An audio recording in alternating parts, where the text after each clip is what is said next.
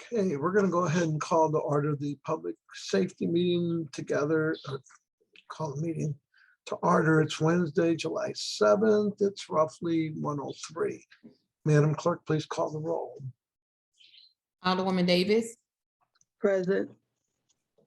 Alderwoman Howard, Vice Chair Tyus, Alderwoman Spencer, Alderwoman Boyd, Alderman Bosley, Alderman Oldenburg, Alderman Narayan. Bosley's present. Thank you. Alderman Narayan, Here. Alderwoman Clark Hubbard,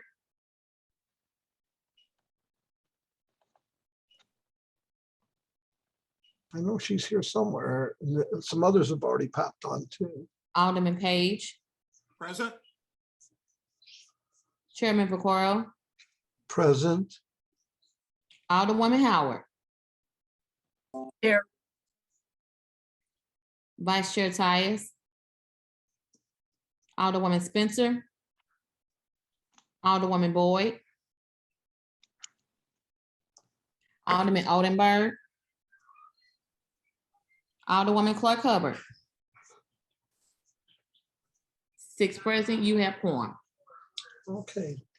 Since we do have a quorum established, we're going to go ahead and look for the approval of the minutes of the June 23rd meeting and the June 29th meeting.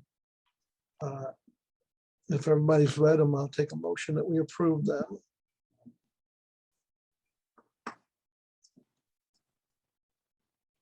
So moved. Do we have a second on those? Second. Okay, Madam Clerk, please call the roll. Alderwoman Davis, Aye. Alderwoman Howard, Aye. Vice Chair Tyus, Alderwoman Spencer, Alderwoman Boyd, Alderman Bosley, Aye. Alderman Oldenburg, Alderman Narayan, Aye. Alderwoman Clark Hubbard, Alderman Page, Aye. Chairman Vaccaro. Aye. 6 aye votes. Okay.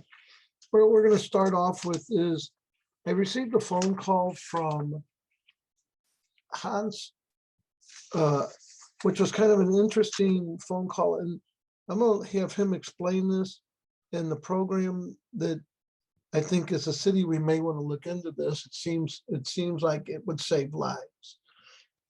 If you want to go ahead and speak on this, just open up your mic and you're recognized to just speak on that. Thank you, Alderman Vaccaro. Is there a possibility for me to share my screen? Yes, absolutely. Sure. I see it, and give me 1 second here. And I really thought this was kind of an interesting and could save lives in the case of gunshots, especially. So hi, ladies and gentlemen, my name is Hans Wilbur. I'm a former Army Special Forces medic, and now I'm a medical student here at St. Louis University School of Medicine.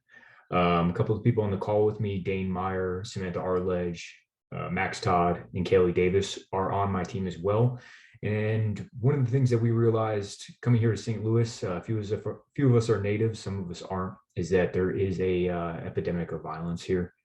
Coming from the Army, that's one of the things that unfortunately we specialize in overseas. And I was pleased that I could offer maybe a solution to maybe some of the things that are going on here.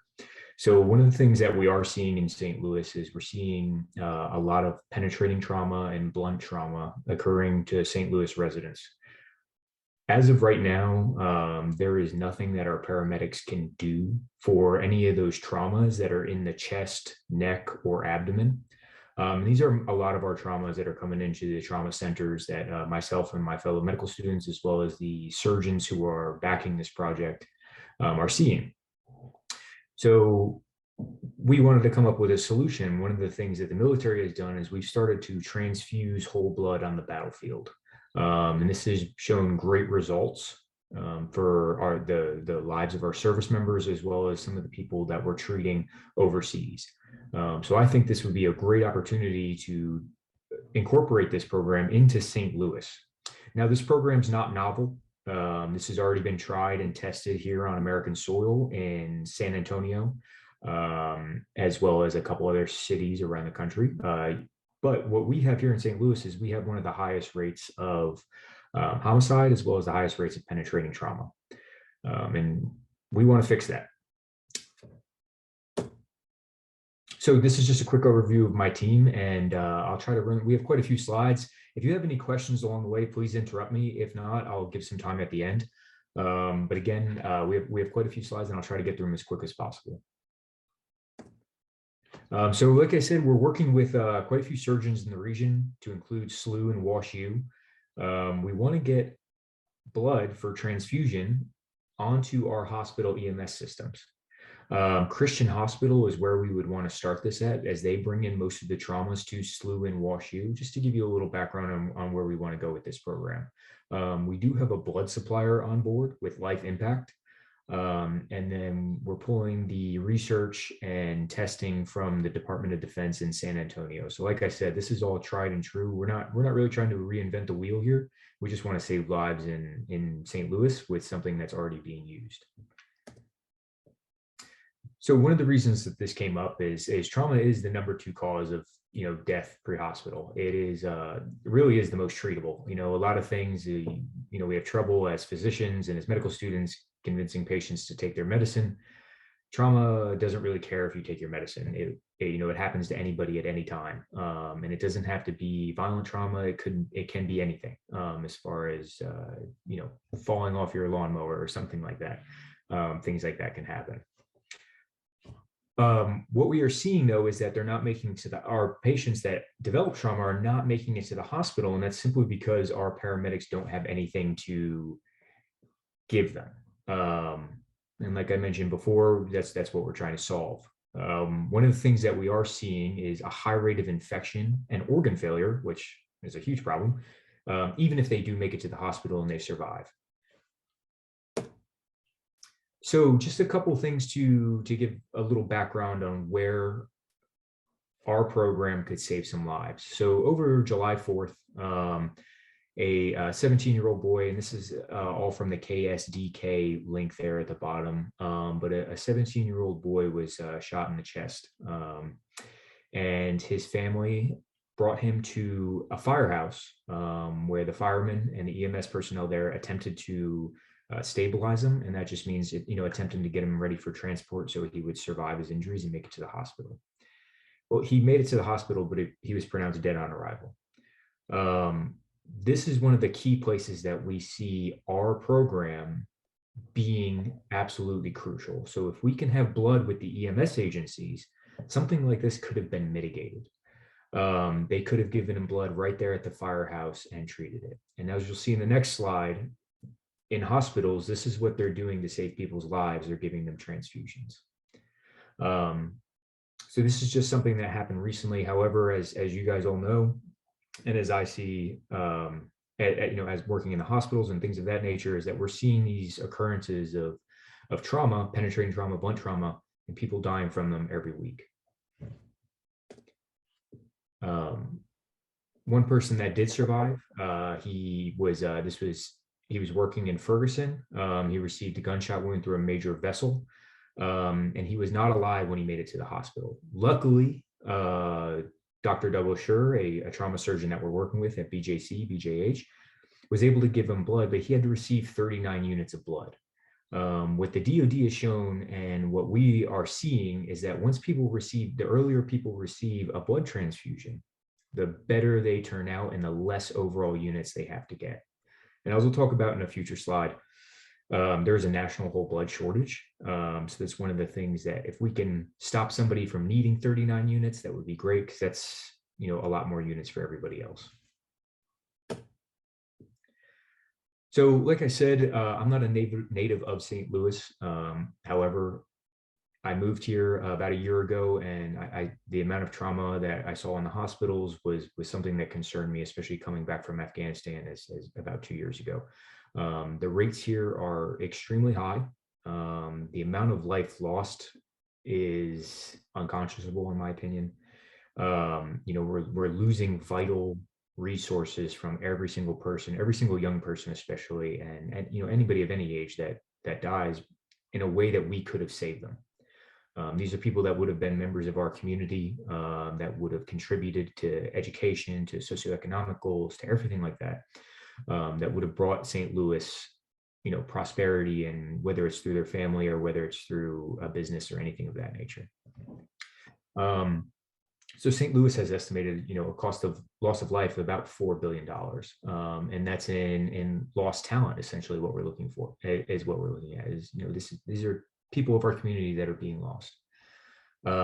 There's a very high rate of Black motherhood mortality here in St. Louis, much higher than in other places in the country. And this is another thing that whole blood can be used for. It's not just for trauma. It's for people postpartum bleeding. So after they have a baby, either before or after, they give birth, mothers can develop bleeding that is very, very difficult to control. And any mothers who are on this panel, or anybody who has a wife or has ever seen a birth, it's very, very difficult to stop the bleeding inside of a pregnant mother. There's a lot of things in the way. Another thing that we saw here in St. Louis, and St. Louis University School of Medicine did a great job of introducing this to us, is that the disparity in the life expectancy across zip codes in our city. And we do see trauma as being a major contributor to this because, like I said, it incorporates the most life, or it's responsible for the most life years lost. And like I mentioned before, the amount of homicides, penetrating traumas here are drastically higher than other places in the country, which is a shame because everybody I meet in St. Louis is, ever since I moved here, everybody has been great, and some of the friendliest people, and there's such a large sense of community here that there's no reason that we should be losing vital members of our community. Again, sorry to bore you with statistics, but just to drive the reason home of why we're doing this is that 30% of trauma deaths do occur within 24 hours. What that means for us is that we need to get that blood in there within that time period, because that'll drastically reduce that amount. One of the things that the Department of Defense and San Antonio have showed, though, is that even after the 24 hours, we're seeing better results and outcomes, such as lower infection rates and lower maternal mortality, as well as infant mortality with transfusion. So again, and not to beat a dead horse, but why this really does matter, and why it matters most to me, is that we saw a lot of death on the battlefield, and we saw a lot of young soldiers lost. What I don't want to see is young community members of St. Louis lost. And that's what we're seeing, is that number one cause of death for Americans 1 to 46 years old. And again, like I said, this is very preventable in a way, because it doesn't require anybody to change their life in any sort of way. It just requires us to have the means to treat. And like I said, it reduces the most life years loss. And again, anybody can be affected. So penetrating trauma, and I'm going to say those things a couple times, blunt trauma, these happen from motor vehicle accidents, from, violence, from falling, anything of that nature.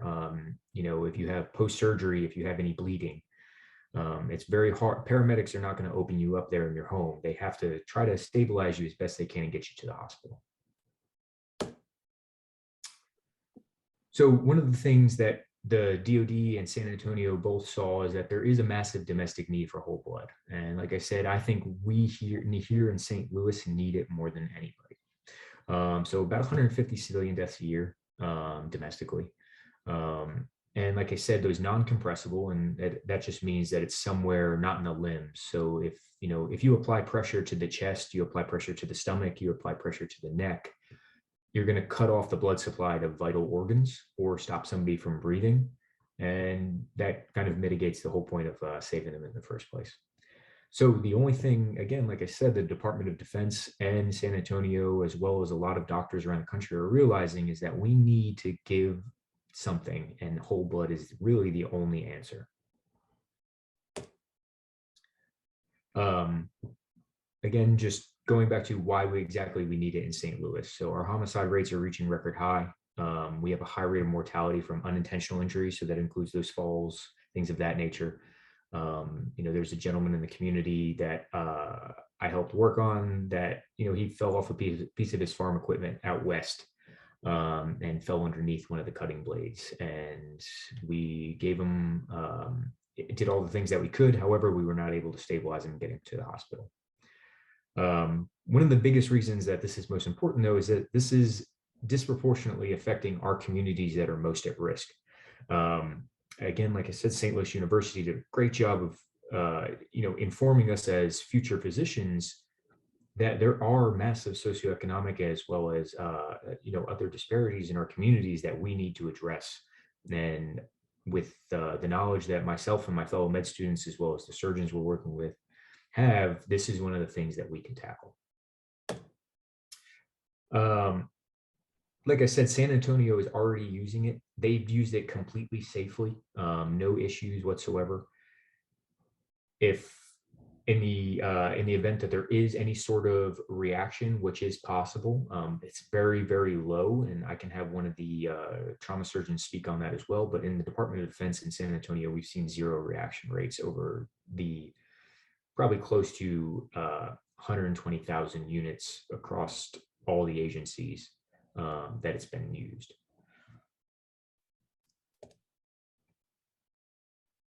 And this is just our very nice little infographic to tie things together. But we want to mitigate in that bottom left, we want to mitigate the time to transfusion. So a lot of times getting transfusing at the hospital is too late, too little, too late. On the right, we're at a national blood shortage and a blood shortage here in St. Louis, and we'll talk about how we'll address that in the future, and we'd love your help with that. And then at the top is, like I mentioned, that non-compressible hemorrhage. If it's in the arms and the legs, we can bandage things tight, but we just simply can't on your chest and your neck, and that is the largest surface area of your body and the most at risk. This will probably be getting into a little nitty-gritty as far as some of the things, I guess some of the medical things that are associated with whole blood transfusion. And if you have any questions, again, like I said, go ahead and interrupt me. If not, I'll give a couple minutes at the end. You might have heard the term low titer whole blood, and it's something that I'll be saying often throughout this presentation. And all that means is that O negative blood is very rare. You might have heard that it is the universal donor, and it's something that's it's held very close by physicians. They only want to give it in the absolute utmost dire of cases. However, what's been found is that O positive blood can be transmitted pretty universally. And like I said, there's been very, very low reaction rates across all of the transfusions. Just again, I apologize getting into a little nerdy stuff with medical, but it is very important that our paramedics are able to treat what we call is the lethal triad. And that just stops any sort of the natural processes in the body. When you lose blood, it stops it right then and there with a whole blood transfusion. So what we want to do, we are working with a couple EMS agencies around St. Louis, but we're going to go ahead and just take the protocols that are already done in San Antonio. We're not going to reinvent the wheel. This program has already been established by people who are much smarter than I am. But they've established all the parameters to make sure this is safe and this is practical and it's able to be used in almost any city. The biggest thing that we need from St. Louis is just community buy-in, as well as our city public servant buy-in. And one of the things that we'll do with that is we'll make sure that we're constantly providing training for paramedics and providers.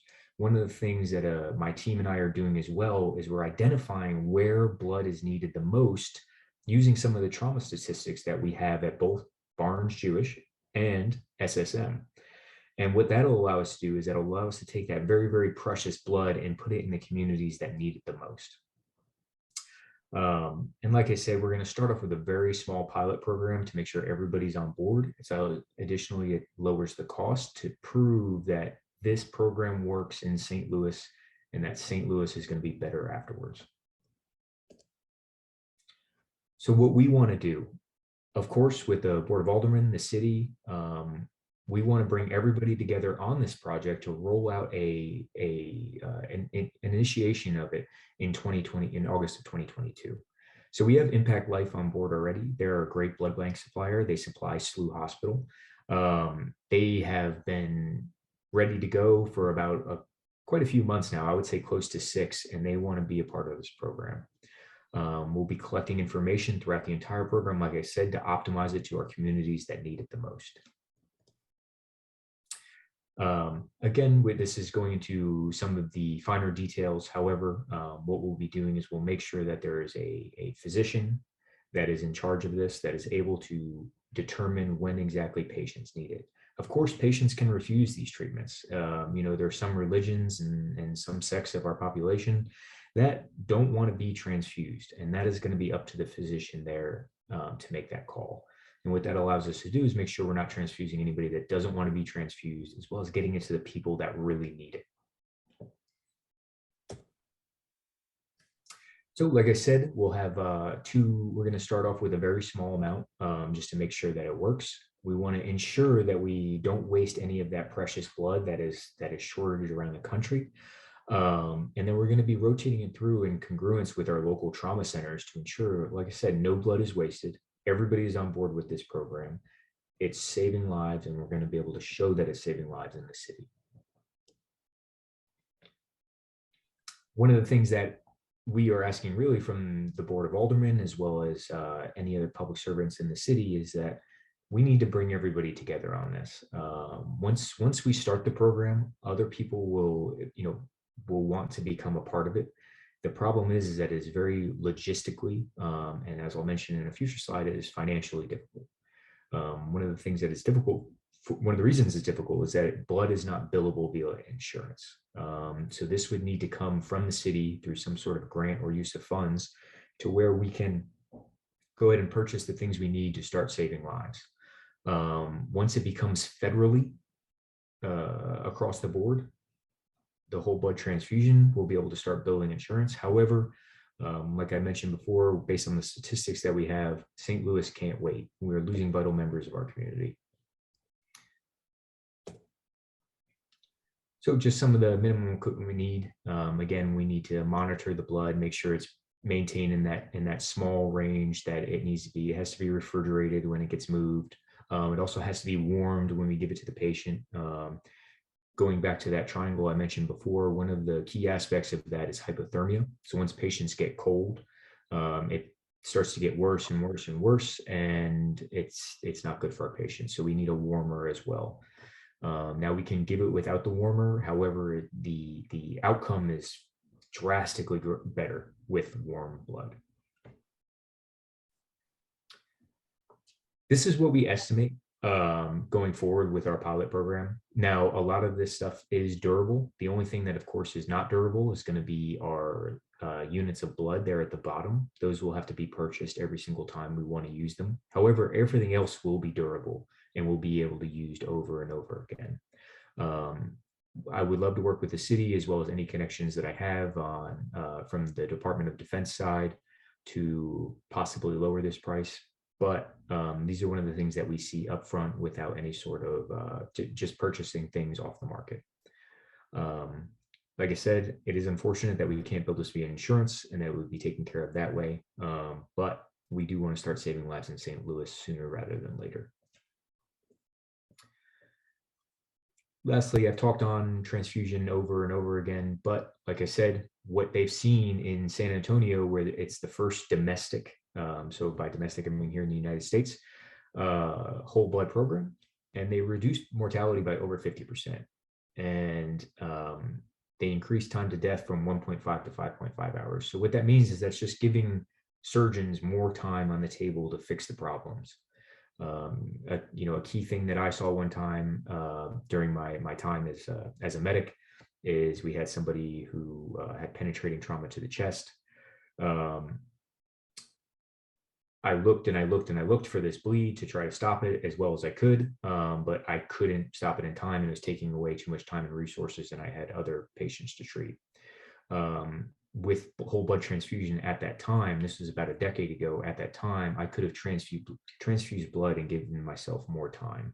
And that's what our surgeons and our paramedics are seeing on in our communities every single day. One of the things that we want to do as well is we want St. Louis to kind of be a Midwest epicenter for this program. St. Louis can kind of show the way for other cities such as Chicago, Kansas City, other areas here that can really use this program. And by St. Louis being on the forefront of it, we can not only share our knowledge, but we can bring in people to St. Louis to see exactly what we're doing and how great our program is and what it's doing. San Antonio has done the same thing in Texas. However, we want to be that epicenter here in the Midwest. So one of the things that, like I said, we want to continue to expand, and we want to continue to expand greater and greater areas. Our rural communities are absolutely at risk for this as well around the city of St. Louis.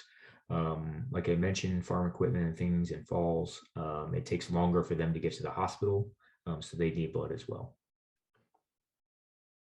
And then one last thing, when we started in orientation for the medical school, they described, the Joplin tornado, and that may hit close to home for quite a few of us on here. I recently learned about it in this past year, but one of the things that they saw is that the way the hospital was built and the way the tornado hit, their generators went down. So they need things like whole blood to be able to transport and give to these patients, because if the generators go down, there's no electricity to transfuse blood or put people on ventilation equipment or anything of that nature that could save it. Really, whole blood would have been absolutely vital in that to decrease loss of life. And this is absolutely one thing that we can speak about in greater detail, but is recruiting members of our community to donate blood and mitigate that blood shortage. We don't want anybody to die in St. Louis because we did not have the means to do it. We have the ability, so we need to start doing it, is the way we look at it. St. Louis is a great tight-knit community, so we need to recruit that sense of duty people have for their community to donate and be there for their fellow community members. I can get offline with you if you want. I can also send you this slide deck. There's a lot more information following the appendix slide, but whole blood use is not new. And if you guys do have any questions about the more intimate facts of whole blood transfusion, we can speak about that at a later date. Please reach out. And like I said, this is not coming from nowhere. This is a program that's already being used in many agencies and many places across the United States and abroad, where they have great information on this. If you want to look it up, I can send you some resources. But San Antonio, they're at the bottom, STRAC, they've been absolutely vital. Our Department of Defense, they've been great with data, as well as AABB, which is essentially the overarching resource for transfusion. And then we have some additional information if you guys would like. Like I said, I can email you this slide deck after the conclusion of this panel, and we can go from there. I want to thank you all for your time. I really appreciate allowing me the chance to speak. I know I'm not a native St. Louisian, if I'm saying that right, but I will be here at least for the rest of med school, and then hopefully for a long time afterwards. Alderman Page, I apologize. In order to see my slide deck, I didn't see your hand. So if you have any questions, please let me know. Yes. Mr. Chair, if it's okay, I'll proceed with a question. Oh, sure. No, absolutely. It's open to anybody, Chief, anybody that has questions. If you want to unshare the screen, that way. And we would like to get a copy sent to the clerk, so it could be sent to all the members of the Board of Aldermen. Absolutely.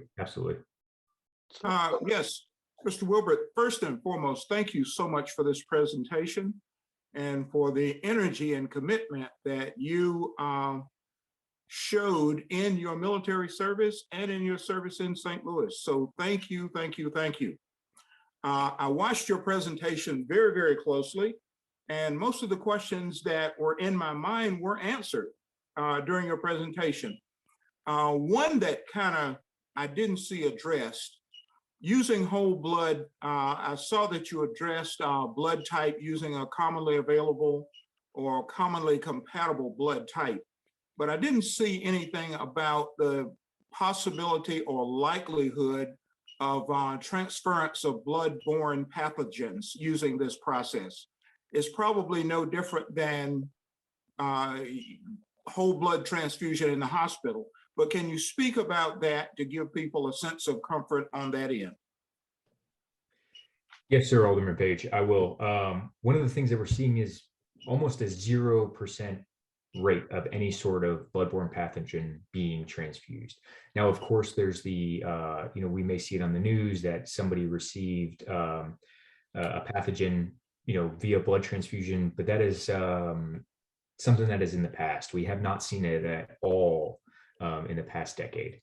And if we have, I will look into that and give you guys some information. However, as far as bloodborne pathogen transference, as well as reaction rates to mismatched blood types, that's much less than 0.01%. So it's almost non-existent. And like I said, and since we have started doing it in the field, between the Department of Defense and San Antonio, there's a zero rate of that. One of the things that does go into it, and we can speak about this at another time if you have more questions, but there's filters and testing that ensure that nothing is transferred during transfusion. Okay, thank you. That's kind of what I figured, and it probably, the opportunity to save lives probably outweighs any risk of the type I described. So thank you so much. Thank you for your presentation. Thank you for your service, both military and civilian. Mr. Chair, I yield back. Does any members of the committee have questions or comments? I have some at the end, but I'll wait till everyone's done. Alderwoman Howard, just go ahead and jump right in. I do. I want to reiterate, thank you to all of you that are on this call today from the medical community. And I guess what I'm not clear about, what would you like us to do besides support this effort? Have you talked with EMT and the fire department and some of the other players in this? And I'm not clear on exactly what you want us to do. Yes, Alderwoman Howard, what we're essentially looking for is assistance in asking the city for money. We need a grant in order to start this process. Like I said, we cannot bill it via insurance, so there is no return on investment, unfortunately. We have already gotten everybody on board, from WashU to SLU Hospital to the EMS agencies that are required for the initial program. So we are ready to go. The financial barrier is the largest barrier. And as we all know, somebody's just not willing to come to pay the price. So the initial pilot program would cost approximately, what was it, $12,000, $10,000? Is that correct? I don't recall. I'm not a numbers person. Some numbers kind of go in my head and come back out. That's okay. I'm not either, and I'm in medical school. I'm not a numbers person either.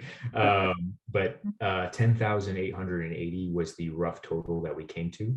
We might be able to bring that down through cross-agency cooperation between our EMS agencies and our hospitals. However, that is purchasing everything outright. That would be the cost. So that would be only one pilot program on one ambulance and one, yeah, right? Is that? That is correct. Now, how long would that pilot run? It would run for about 2 months, and then we want to start spreading it out to other agencies. One of the things that we have seen in San Antonio is that once one agency is doing it, it's a very much, if you're doing it, I want to do it also type of thing. And we might be able to generate funding that way. Okay. And I guess then, do we have any numbers on how long it would take to sustain this effort throughout the city? If we decide, or is that, am I putting the horse before, or the cart before the horse? Yeah, one of the things that we want is we want to do this initial pilot program. And like I said, most of that, except for the 2 units of blood, is all durable. So it'll be able to be used over and over and over again until something breaks, obviously. The units of blood, which is the only thing that will need to be replaced every time it's used, are about $700. Each? So each unit, correct. Yeah. Yes, I was shocked as well. Especially coming from the Department of Defense, where we get them, I guess not for free, but it does seem that way as somebody who's receiving it. So you're looking for funding for the pilot program, but you haven't really approached us for long-term funding. Is that correct? That's correct. One of the things that we do foresee, though, is that other agencies, in order to transfuse blood, will want to purchase their own. But that initial investment is it's hard to get anybody to bite off on it. And we want to, that's why we're searching for a grant or something along those lines. Okay. Well, we'll have to talk about this, I guess, and see what we can do. But I appreciate your presentation and making us aware of this. And hopefully we can find some way to move forward. I hope. Absolutely, Alderwoman Howard. Again, I appreciate your questions as well as everybody else's questions here. One of the things that, another possibility that we can look into is sourcing it from the community, as well as sourcing it from other areas, donations of equipment and things of that nature. But in order to do that, we do need more people in the city to be aware of it. And this was kind of the first step. It's very easy in the medical community to talk about it, but it is it's a hard subject to get a panel of public servants and alderwomen and so on and so forth. Let's see what we can do. Thank you so much.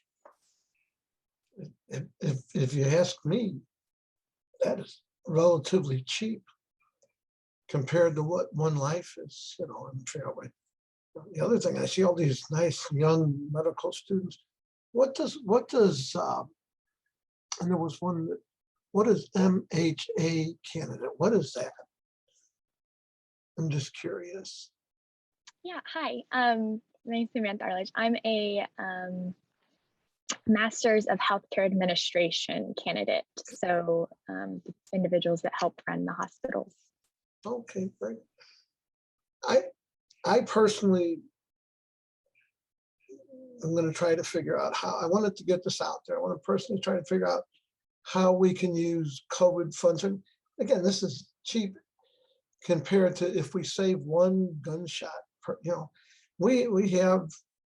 we're certainly a very, unfortunately, a great testing ground for this, because we seem to have a lot of this kind of trauma. So I do want to try to figure a way to move forward on it. I guess I'll have to talk to Dr. Dan Isom. I know you're on with us somewhere. Are you still here? I hope, yes. What's your thoughts on how we could try to move forward with something like this, considering the lives, the gunshot lives? We might save a police officer's life. We could be saving someone who was shot, someone that was shot in a holdup, an innocent, it seems relatively cheap to me. I'm just curious what your thoughts might be. Yeah, I agree with you, Mr. Chair. I listened to the presentation. It seems like it would give us the opportunity to save more lives. I was just wondering, had you spoken to the fire chief about this? No. What I'd like to do is set a meeting up with yourself, if possible, the chief, maybe offline meeting to kind of think about, because there's obviously, even if we do something, then it's going to have to be introduced as a bill. Funding source is going to have to be, but and certainly somebody much smarter than me. If you're fine with that, and we could set that up with, you go ahead and just speak out, Hans. Yeah, just to interject there, Alderman Caro and Dr. Isom. we spoke with St. Louis Fire Department EMS. They are unfortunately at the point where they are understaffed, where they cannot support this, because we have to train their paramedics and everything, as well as have a dedicated paramedic that would drive out, that he would just be waiting with the blood and drive out to the scene of whatever incident it is.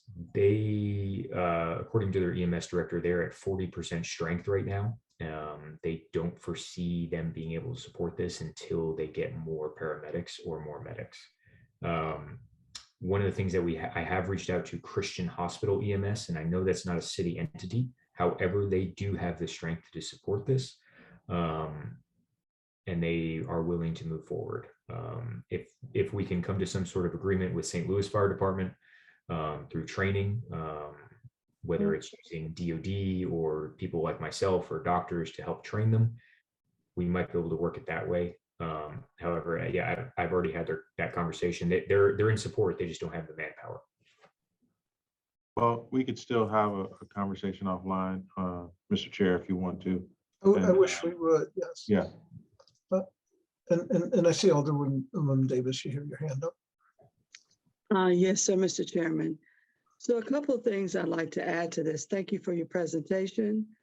We have had these conversations in the past 4 or 5 years. I serve on a community outreach for BJC, BJH, and we talk about how the foundation can support some of the things that are happening in the trauma areas. And one of the things that developed out of that, of course, you all know about, is the program where they provide wraparound care for gunshot victims from the moment they're in the hospital until they leave and go home, including the family environment as well. So I think that your foundations are where you really want to have those conversations. The foundations can make money available, and it can be directed towards, if we have the possibility for capacity with the city of St. Louis, and we in turn can also look for federal grants. The other place that you might want to look as well is to look at the private ambulance services, because they're actually transporting as many or more people than we are, because there's that much going on out here. And so it's going to have to take a combination of all, not just one. And I'm sure we can find some federal dollars as well. So hopefully with the leadership of those entities, most especially with WashU, SLU, SSM, well, you know, we have a partnership. We have a 5-member partnership. So Mercy, St. Luke's, St. Louis University, SSM, and BJCH. They are all in partnership. And so that's the entity you really want to work with, and the various foundations. Thank you. Absolutely, Alderwoman Davis. And I'm sorry, I apologize, Alderwoman Vaccaro, or Alderman Vaccaro, excuse me. It's my first time saying Alderman, but Alderman and Alderwoman. But I appreciate the consideration, and I would really appreciate everybody here's support in pursuing that. As medical students, as much as we've tried, they won't just let us pass and give us our degrees. So we still do have to study a little bit. But we appreciate any help that you can give us, because like I said, more than anything, we just want to get this program going. Dr. Isom, I'm willing to do whatever you need me to do. I've worked with them before. That's how we started the food bus, the market bus with Metro. We brought them in, and it was a medical student from SLU that actually came up with the idea, and we helped raise money. And now look at it. We have several buses, and the program is serving the community very well. So the system is there, it's in place. I think we can bring the right people to the table. They have a whole leadership team. This is just what they do every day. So I'll be happy to help pull all that together for you to the right people. So that would be great. And we'll pull the chief and the head of EMS in. Okay. That's it. I'll share the presentation with the appropriate leadership, and I'll make sure they understand this is important. And well, they'll already know it's important because they're doing all they can do now. So I'm sure they'll be happy to help. Hans, I would say with Dr. Dan and of course Alderwoman Davis is, you know, I would think that these are the folks that could pull this off. I have a lot of faith in Dr. Dan, and I know that he's a pretty smart guy. We fight a little sometimes. That's okay. I'd like to be included in it if we could. If we can set something offline, a meeting. I understand your time is important as students because you want. Yeah, you're right. You have a lot of study and a lot of work to do. But if you could, I guess, email me, however, and I'll get it to Dr. Dan, and then let's try to set something up in the next week or two. I mean, we're talking about literally no real money to do this, and we're just trying to find the people. And again, if we can do this, I think once we see it works, we save one life. You know, like you said, then it to me it just makes good sense. Because the first thing they're going to do is try to transfusion when you get to the hospital, and sometimes that's too late. But if we can start that process out in the field, my son's a paramedic, and I mean, it makes good sense. Even in the case of a car accident, where you have something, So anyway, does anyone else have anything they would like to add or comment on this segment? Alderwoman Boyd had her raised hand. Oh, I'm sorry. Alderwoman, I didn't see it. Oh, Alderwoman Boyd. I'm sorry, I didn't see your hand. I don't see you. Alderwoman Boyd, are you? Mm-hmm. Are you here? Let me check it this way. I don't see her hand up in the, she might have taken it down. Sometimes things get answered, you have a question, you put your hand up and then it gets answered, you take your hand down. Did any of the medical students want to add anything? And then otherwise we'll move on from here and looking forward to meeting in person. We are as well. Dane, Kaylee, Samantha, Max, you guys have anything to add? They're all quiet. Anyway, you guys are really, I know you can't say that anymore, but a good looking group of young future doctors. And what I like about my doctor's young, I'm a young lady doctor. And the younger doctors have the knowledge that the older doctors have and a bunch of new stuff. And, I'm just, these guys, and what's interesting on this, you don't have to do this. You can finish your medical school up, be a doctor and move on and say, oh, well, I think it's wonderful. And thank you for your service. So I think we're going to move on, but please send the presentation. Please, let's get together hopefully next week or so at everyone else's convenience. I'd like to try to figure out how we can move this program forward some way or another. We really should try. So yeah, thank you all. Alderman Chairman Vaccaro, I really appreciate your time and giving us the floor to speak about this. I appreciate all your questions. Everybody paid attention, and I look forward to meeting you all in the future, hopefully outside the hospital. And I appreciate everything you guys have done, and we will do in the future. Thank you. Okay, God bless you. Thank you, guys. We're gonna move forward, but and for all the medical students and that, if you want to stay, you can, but it's pretty boring from here. Anyway, God bless. Thank you, guys. We're going to move on to Alderwoman Shameem Clark Hubbard on Board Bill 47. Yes, thank you, Mr. Chairman, members of the committee. I think first we need to adopt the committee sub. So if we can, I will make the motion to put before us Board Bill 47 committee sub. Second. We have first and second. Madam Clerk, would you please call the roll? Alderwoman Davis, Aye. Alderwoman Howard, Aye. Chairwoman Tyus, Alderwoman Spencer, Alderwoman Boyd, Alderman Bosley. Aye. Alderman Oldenburg, Alderman Narayan, Aye. Alderwoman Clark Hubbard, Aye. Alderman Page, Aye. Chairman Pokoro. Aye. 7 aye votes. I'm sorry, I'm an aye vote also. Thank you. That's 8 aye votes. Okay. Thank Alderman, please proceed.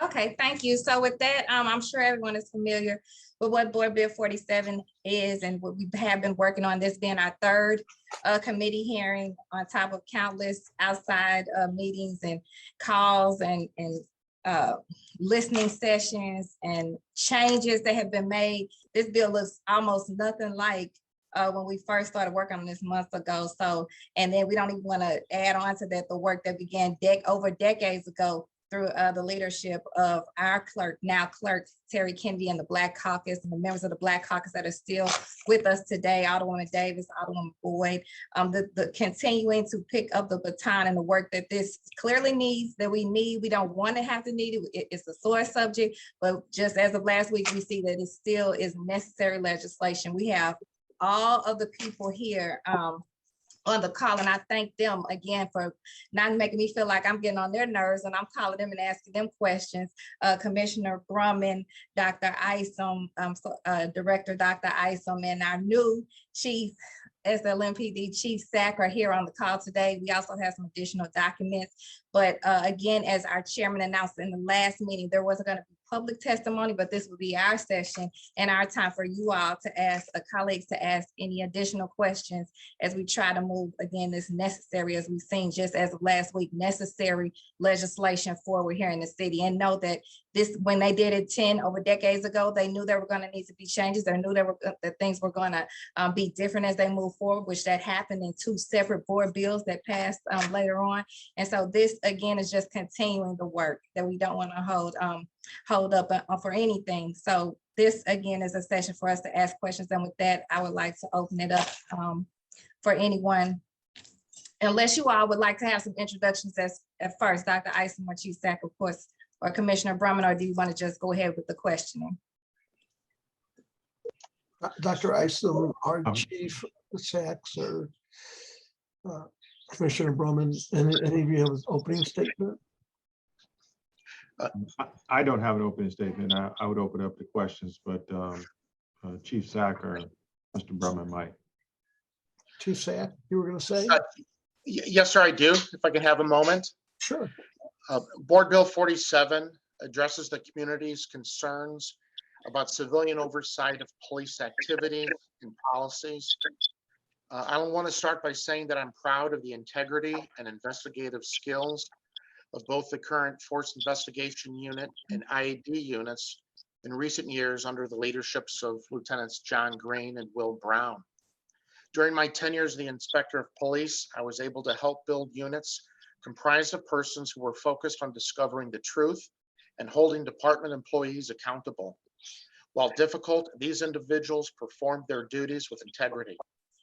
The FIU is comprised of 5 detectives, a supervisor, and a commander with a combined 131 years of investigative experience, with members having 34 years as homicide investigators.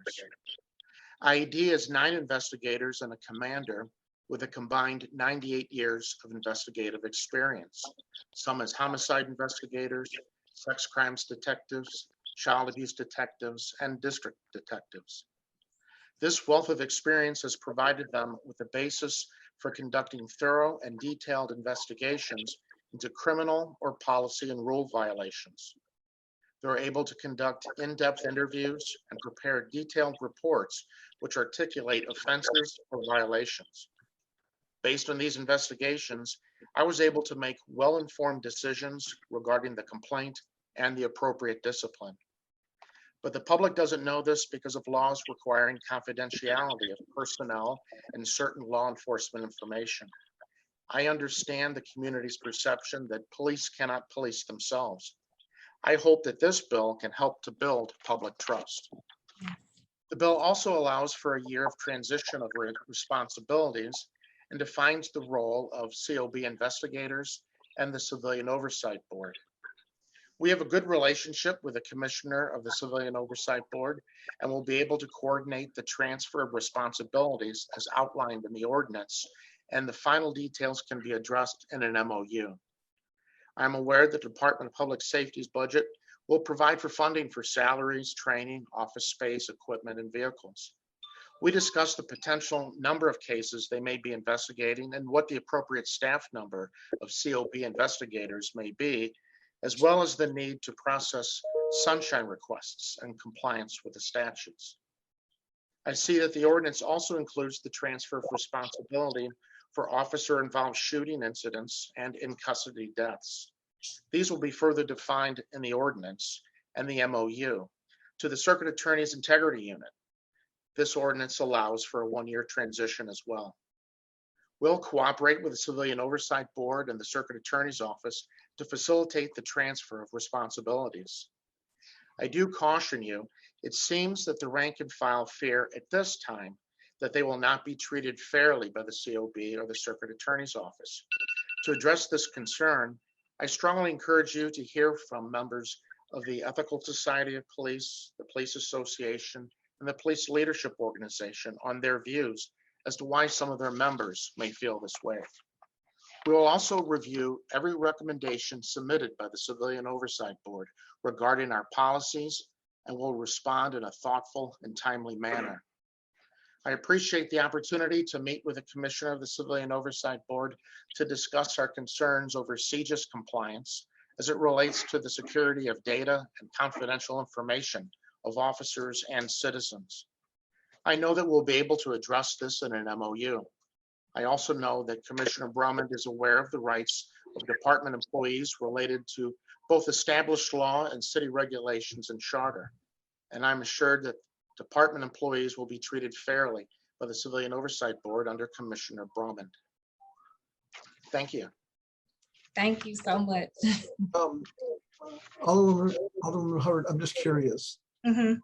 I know last week you said that you were waiting, they called but had not talked to you, any of the associations, other than Yeah. leadership called me. Did they talk to you? We didn't have anything of real substance in our conversation other than we were just connecting. They were going to send me some information via email. I think one person may have called over the holiday that I missed, that I just saw actually on my way to this meeting. I missed, but the conversations definitely have been had and been open, and that is why we were all at the table today, to make sure that we know that the communication is going to be understood and enforced under the MOU. And then we're going to move forward collectively, which is a big difference from how it was prior to us getting this started. And we're really proud of the open communication, the conversations that have been had. And I'm glad that Chief Stack did make some specific intentional remarks in there, because we want people to know that this is a collective work. This is not the Board of Aldermen's bill. This is not the mayor's bill. This is not the circuit attorney's bill. This is not the police bill. This is all of us working together to move this in another step, the next step, clearly not the final step, but the next step in building up this trust and building up this commitment, commitment between our police officers, our public safety rather, and the citizens of St. Louis. So again, thank you, Chief Staff, for your remarks. Yes, we've had several conversations, and that's where these amendments and committee subs have come out of. And so that's why we are here where we are today. Thank you. Okay, and it seems to me like Chief Six, it seems like you do support this then. So like I said, I understand the importance of civilian oversight. I've always believed in that, going back a decade, when as a commander in crimes against persons and property, we investigated police shootings. So it's important. I believe it can work. I think that, like everything, the devil's in the details. So we've got a 1 year period here to kind of work that out through MOUs Yes. as to what this would all look like. I see the ordinance as kind of enabling legislation that allows it to move forward. A lot of it, I think, is going to depend upon open communication and relationships that develop. But like the Alderwoman said, it's important to include the members of the various organizations as well as the community in conversations, open listening sessions, so everybody feels like they've had a hand in participating in the crafting of the document. Absolutely. Okay, so I'm gonna go down if no one else, I'm gonna go down the list. Would start with Alderwoman Davis. Any questions, comments? I have a few. So I am in total support of having these oversight entities in place on behalf of the community. And also it probably will help with some of the situations on the side of officers, correctional staff, and others. But what I'm extremely concerned about is that we have not vetted this properly. A couple of things in here where we talk about giving the ability of the oversight committee to recommend and enforce discipline. That cannot happen. That it would be against federal and state laws. So I think we need to look at that. The only thing any committee like this can do is make a recommendation. That is it. They cannot enforce discipline. That the law will not allow that. The other part on here that I saw is the responsibilities that the committee has with the Force Integrity Unit. I think it has overstepped its bounds according to the law. And I'm hoping that we'll go back and look at that because, again, there are federal, state laws and bargaining unit laws and agreements that we cannot disrupt. No lay advisory commission has those kinds of authority, nor do we have the authority to give it to them. As a matter of fact, if an elected official tries to promote or give this type of authority to a commission, we can actually be taken out of office. That is not our role. That is the role of the federal and state laws.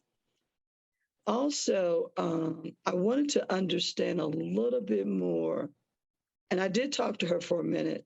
So I know Nicole Burton, her role is to look at process and procedures as we move forward in everything dealing with community law, those kinds of things. And I understand the commissioner is the oversight who has an extremely complete background for understanding.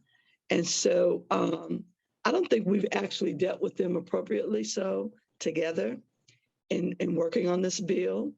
I also don't see, and I do know that instances do happen, but I also don't agree with having the ability to open any and every case from the past. That could turn into having 40 or 50 cases before this commission and before the staff of the city of St. Louis in its various capacities. And I think that only our circuit attorney should have those kinds of rights because that is the top law officer. And so I feel as though that would be taking away from that person's position to make those decisions. So it's a few things that I have concerns about. I'm hoping we will take time to address all of these. I know everybody's in a hurry to pass bills, but there's no sense in us passing bills that are going to bring us grief and a lot of negative, unnecessary attention to us. We have time to get it as close as right as possible And I would ask that that happen. Thank you, sir. Thank you. Thank you, Alderwoman Davis. I'm so glad you brought up Nicole because she sat with me too and worked on this bill with us on this as amendments. That's some of the changes that were made when she got back on board. Welcome back, Nicole, because I know you're watching. So Dr. Isom, did you want to speak to some of Alderwoman Davis's concerns? Yeah, just the first concern, and I know it's something that we talked about a lot, Alderwoman Davis, is this issue of the appointing authority and what role, responsibility, or even right that they should have to control the disciplinary process for the people that they're in charge of. And I think what we settled on in consultation, with a lot of different people is that under our process, ultimately, the final decision in terms of discipline under our system rests with the Civil Service Commission by way of course, the Director of Public Safety, of course, with a recommendation to the Director of Public Safety from the appointing authority. In the bill, while it may not be strong enough, we do say that even though the investigation is done by this independent body, the Civilian Oversight Board, the final product and the final discipline is in consultation with the appointing authority. So, in consultation with, Chief SAC, myself, it does suggest that the ultimate recommendation comes from the Commissioner of COB. But there is that input from the appointing authority, and in this case, it would be, the chief and the Commissioner of Corrections.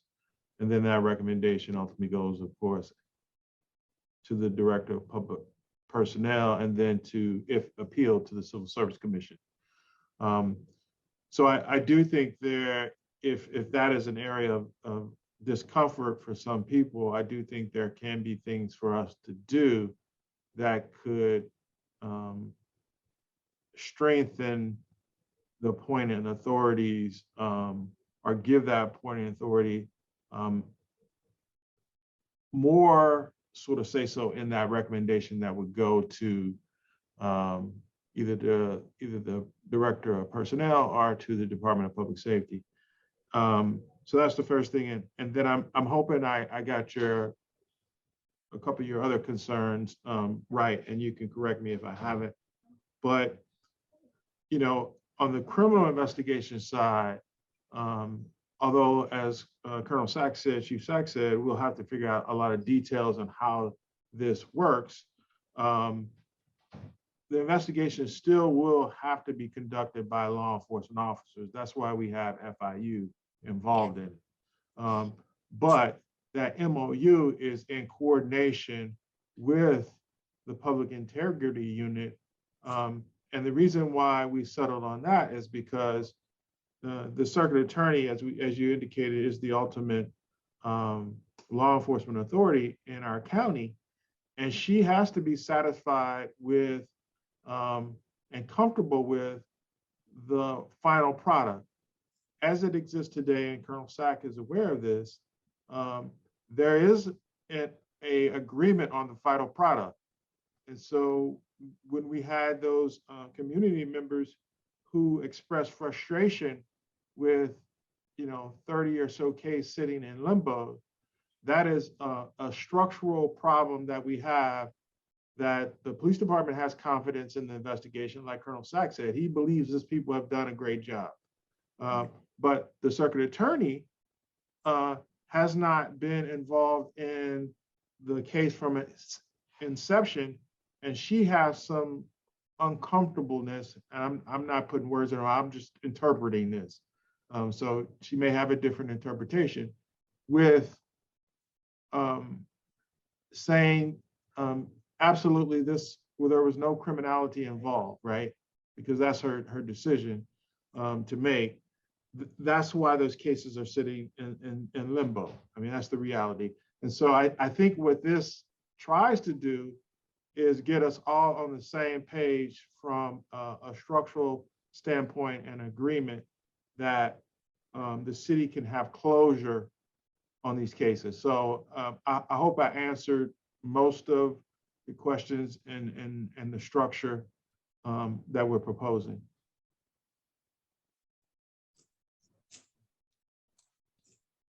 Well, Alderwoman Davis, you're muted.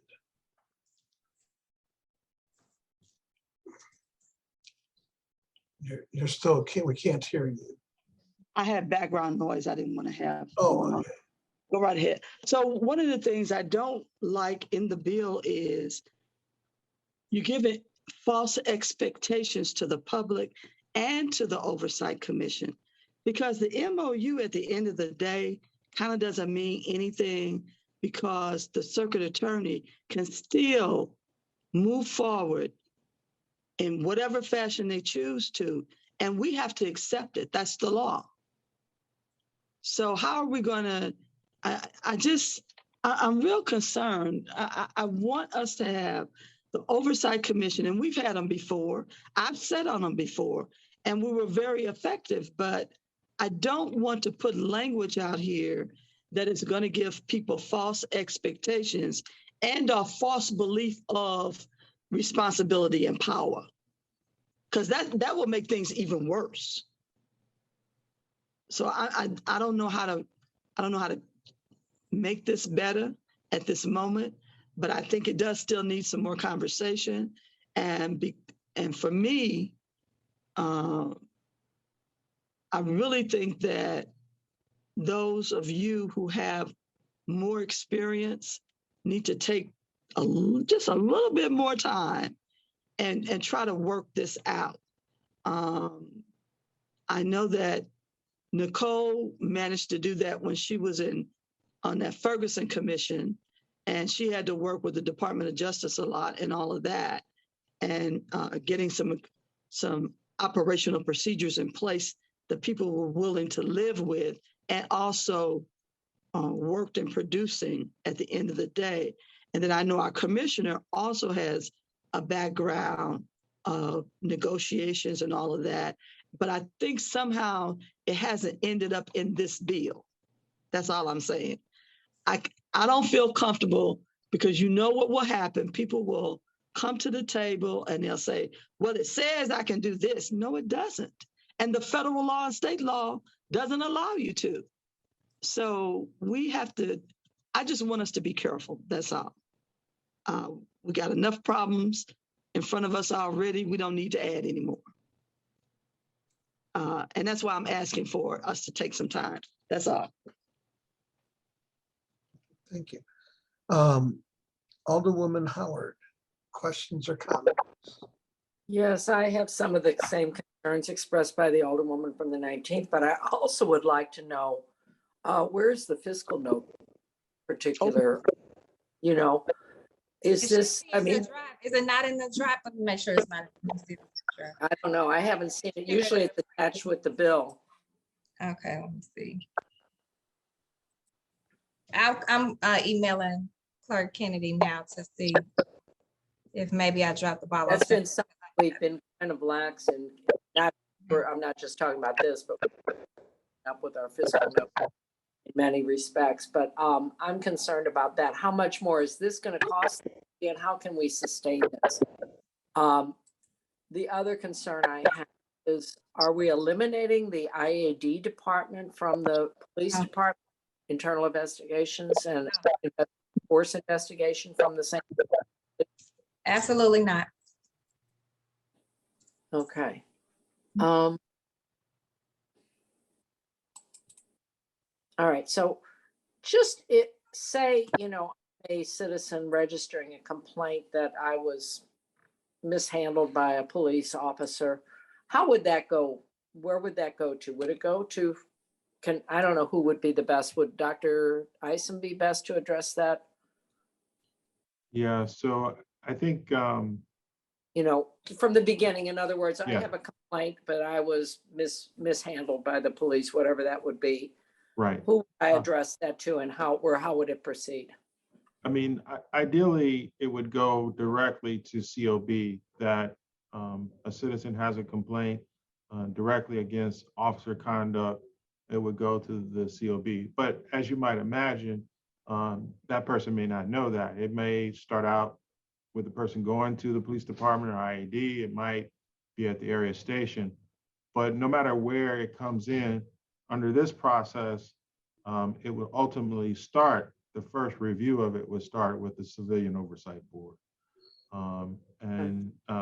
To your other question, we would not get rid of internal affairs because there are some investigations that are purely internal.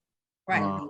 Procedural things that the police department deals with. And so there would be a small contingent of internal affairs officers, but the citizens' complaints, the first right for investigation would go to the Civilian Oversight Board. Currently, you can file complaints either way right now, but they are investigated, all of them, by internal affairs, and internal affairs provides the information about the complaint for review to the COB. Okay. So what about the use of force unit? Is that abolished or is that still going to exist? So there's always two use of force. Well, there can be two use of force investigations depending on how it goes. But say it is a criminal use of force investigation, that would be done by the FIU unit and the public integrity unit through that MOU agreement. That would be done. There's always also a separate internal investigation that's done. Generally, that internal investigation of a use of force incident today, that internal investigation is done by the police department. Under this new scenario, the internal investigation of a use of force complaint would be done by COB. Okay. I just really would like to have a little more time with this to make sure that, as the Alderman from the 19th articulated, that we're not misrepresenting. And I'm concerned about these MOUs. Those don't put anything into, an MOU is an MOU. You and I agree to it, but after that, it's like nobody made, to me, it doesn't really hold any ground. And I would like to have it, know where we stand with this before we put it out there and have this made into an ordinance. So that's where I stand. Thank you very much. That's all I have. And did we find the fiscal note? I did resend it, so Okay. I'm in communication with Clerk Kennedy now. Okay. And All right. I'm very open and honest and transparent about this. I will say, and I don't have any problem with anybody running it back to me. I, as well as others in the community, did make an attempt to do that MOU, have that MOU in place, and it didn't get put in place. And it's not, it's not mess, it's not anything like that. I'm just saying that in conversations, we know that I specifically, as well as very active members in the community, wanted to try to get that MOU in place, and we weren't able to. We tried.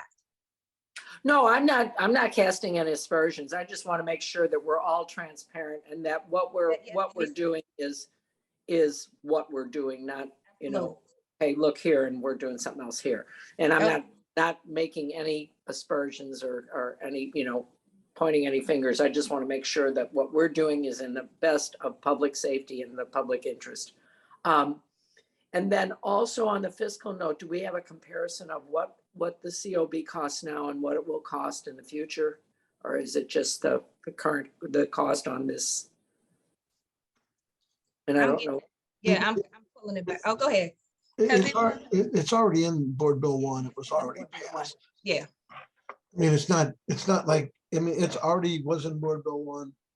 Okay. To hire the people's in Board Bill 1, and it's already passed. Yeah.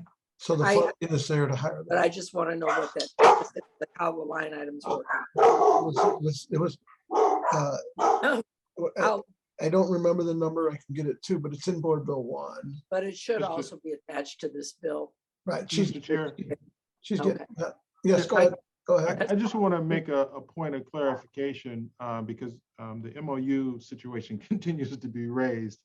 There is no MOU process that needs to be worked out between the police department and the Civilian Oversight Board. We have established what the authority will be. Now, there will be a transition period in turning over responsibility from the Internal Affairs Unit to the COB Commissioner, but there is no MOU that would be in place. The goal is to transition these investigations to COB, and that's on the internal side. So I just want to make clear that the way in which investigations are conducted, the protocols will basically be the same, only civilian independent investigators will be doing the investigation. So I just want to clear that up. So there really is no other details to be done in that scenario. The MOU, and this is to Alderwoman Davis's point, is with the Public Safety Director's Office and the Police Department and the Circuit Attorney's Office about how co-investigation of criminal investigations will be done. The only reason why that will not ever be codified in any language is because the circuit attorney is an independent county elected official. So we cannot codify anything in legislation that will dictate what she will do. What we are doing is setting up a framework for us to do that. Now, I guess there could be a situation, you're right, where we don't come to agreement. But we cannot place an agreement in an ordinance telling the circuit attorney, this is what you will do. What we have done is set up a framework, establishing a budget for her to have the personnel, and then we work out the arrangement, which we do now, but work out the arrangement to co-investigate these incidents of criminal incidents. So I just want to make that clear that there is no MOU on the city side. That structure is set in place. There will be a transition period, but there is no codification or legislation in which we can dictate what the circuit attorney will do or won't do. And I probably should have been more clear on that, that's what I was talking about, because the people that I know that are watching that I'm hearing from, the conversation and the concern they had between the circuit attorney's office and the role in that. And that's what I was being clear that we wanted to try, but it just didn't get worked out for us to do that prior to this. And it wouldn't, like Direct Dyson's point, it's not like it would have been in the bill anyway, because we can't put that in the bill, but it was something that we wanted to make sure everybody was on the table, at the table for.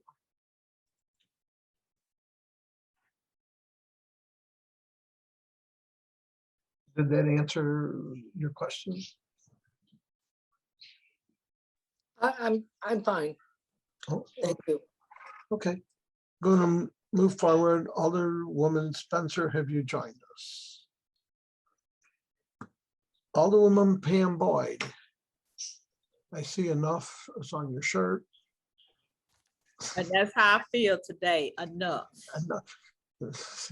I'm kind of ditto with the Alderwoman from the 19th and Alderwoman Howard has spoke on. And I guess my question is, have we had, where is the Police Association and the Ethical Society? Have they been are they at the table? Have they been at the table? Because I hear Chief Sack and I hear Dr. Isom, but where are those people at? Has anybody had conversation? Absolutely. Oh, I'm sorry. I thought you were like literally looking for them on the call, because they've been, as in our prior meetings, they've been invited to the meetings as well. And I've spoke with them, members, not just their top members, but members of their organizations outside of this. So let's just be clear, none of them they didn't really want to come and be vocal on a meeting like this. And I think some of our other colleagues have spoken to that in the past, but I personally have never had any of them call me and say they're against this, because at the end of the day, it's the right thing to do. So none of them have come out and said, I'm against this. I'm a police officer. I'm in this organization and I'm against this. But they, you know, for whatever reason, and I wouldn't want to force anybody to do anything, wouldn't want to come on a committee hearing like this and say that. And put words in people's mouths. But yes, they have known about all the meetings. We have reached out. I did go over to a PO, actually went over to a POA meeting, opened the door. We talked to Jay. Alderman Narayan has talked to Jay several times. So that's with the POA. So, I mean, the conversations have been had. Alderwoman Boyd, just for whatever reasons, they, and again, it might just be scheduling, couldn't make it to the committee hearings. And so I guess my one question, my other question is, what's the hurry? And then two, I guess I just see more things that we need to work it out to make sure that we can, and we're not gonna always agree, but at least we can get to some point to agree to disagree. And so I was just wondering, is it a time limit on pushing this out, or can we put it on hold and keep having conversation? Or that's my question. Thank you, Alderwoman Davis, for the question. Yeah, I would say that this being the third committee meeting and the conversations that we have had and continuing the work that you yourself passed this bill the Civilian Oversight Bill carried, rather Civilian Oversight Bill years back. For the second one, I think that this one right now, and really we've been not applauded, but you know, people are encouraged at the fact that we didn't just try to pass it in one hearing and not talk about it. We had conversations, several meetings, you know, discussing it. Clearly changes have been made and continue to be made, because I just did put another amendment in, and I did Alderwoman Howard, I hope I'm trying to make sure the fiscal note came through for you to see that, but that is why as in prior discussions, we discussed about having these 3 hearings and then voting at the 3rd hearing, which has been almost 2 months. And I understand that. I guess my concern, because you know, you saying you talked to the police association, and I'm assuming you talked to the ethical society. And so as Alderman Davis said that she put in the chat, she talked to police. And so I guess it's just different information to keep coming back and forth. And so that's what I'm not comfortable with. I'm not getting a consensus on, yeah, we go along, but maybe we need to look at this. And so that's my uncomfortableness, because I do understand it's a process and it's a change. And I know a lot of people are in a hurry to make changes, but sometimes it's best to slow down. So that's all I have. Thank you, Alderwoman Davis. Let's see, we're gonna, Alderman Bosley. Alderman Brandon Bosley.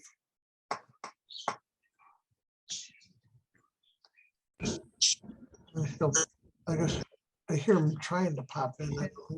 I just wanted to make sure while we're waiting on Alderman Davis that, I'm sorry, Alderman Bosley, because someone just asked me, because it hasn't been brought up in this meeting, but it's been brought up in the 2 prior meetings about Garrity. We did get a counselor's opinion on that, and if it's not in there, I can try to reshare it in the drive again. But the counselor's opinion addresses both the Garrity and the disciplinary authority pieces. So I'll make sure that's back in the drive too for anybody that wants to read that again, or maybe missed it at the last 2 meetings.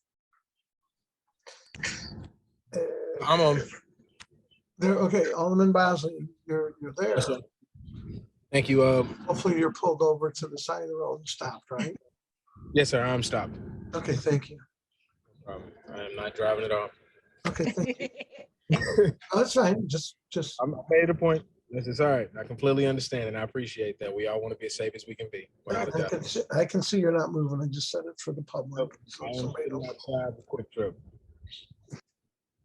Not moving. We good to go. There you go. Cool. All right. Once again, I appreciate the work on this bill. I know there's a lot of different feelings on it, and a lot of it is based on, I think, the it being proper, number one, and making sure that this isn't something that is done in a way where we have to go back and backtrack and decisions get made that eventually cause us some grief sometime way down in the long run. But I think that is something that has been worked on, so it is not an issue. This has been a long time coming with this particular bill. It's had many different versions, and I think that it continue to evolve over time, especially as technology changes. We have different uses of different technologies that will exist in the future for different crime combatant initiatives. I think we'll always be coming back, looking at different ways to strengthen up the way that we oversee public safety in general. So, as it stands, when it comes down to just police officers, I want them to know, and officers and people that once again have been affected by the different decisions that certain officers have made, which are the reasons why we have put legislation like this up, so we can have some balance there between public safety and community and bridge that gap. This is an intent to bridge that gap. There's no one here saying this bill is something that shouldn't be done. No one is saying that it's something that is predatory. This is something, once again, that we are looking at making sure it has the best version that it can be going out to the full board, and being something that we can take on as a task, and looking at how we oversee the public safety initiatives within our city of St. Louis, and those individuals who pledge to be public safety officers. So we appreciate everybody that is out there doing the work that is out there on the ground. We know that you have to make split-second decisions that some people that are not in that capacity may not always understand. And then there also has to be, at some point in time, I believe, some type of civilian push like they have with the cadet programs, for us to get a little bit more people into those particular programs, so they can have a better understanding of what public safety is in the city, and how these officers are trained to move the way that they move and think the way that they think in some capacities and scenarios. Therefore, we also can see that from a different standpoint and utilize those training programs. And maybe that'd be something that eventually could be something we can, put into one of these bills where, you'd have to go through some type of cadet program to be able to become one of these officials. Therefore, there can be that balanced sided thinking where, there isn't a misunderstanding between the individuals that are working there in that capacity and folks that are working in that capacity as for, being those people who protect and serve. I have read the bill. I think with anything dealing with trying to bridge this gap, we're always going to have some things that are questionable. We'll have some changes that may need to be made. I think right now, as it is, there's not an inconsistent uproar of language that I've heard. Consistent uproar in language that I've heard that would suggest that the sponsor or anybody else, that would suggest that the sponsor or anybody else would not be willing to work out an amicable solution to anything that we see that could potentially be a problem or issue down the line, or even, a few weeks from now. So, I think this is a push forward in trying to figure out how we all are balanced within this public safety arena. And once again, I encourage all of my colleagues to look at it like you already are. And when those individuals who are not, on the committee, also just kind of look at it from that well-rounded perspective of us trying to get just adding more meat to this legislation and pushing ourselves forward in that pathway of bridging that gap between public safety and community. So thank you. I have no further comments. Okay. Let's see, Alderman Oldenburg. I don't believe he's here. Alderman Narayan. Thank you. Just a couple of quick questions here. Dr. Isom, my understanding, and I just would like some clarity on this, just to make sure we're on the same page. My understanding is that the Civilian Oversight Board doesn't have the power to impose discipline on officers, but instead that power will be vested in a commissioner of the Civilian Oversight pursuant to a corresponding civil service rule moving forward. Correct. That is Okay, correct. so we don't, the issue with the board itself disciplining officers, they don't have the authority to kind of willy-nilly just dole out discipline. This would be pursuant to a civil service rule. Right, right. Yeah, I mean, we could not give the authority of discipline to entities outside of the city structure. So it would have to be vested either, of course, remain with the appointing authority. And in this bill, it is in consultation with the appointing authority, but the ultimate decision, you're right, is with the Commissioner of COB.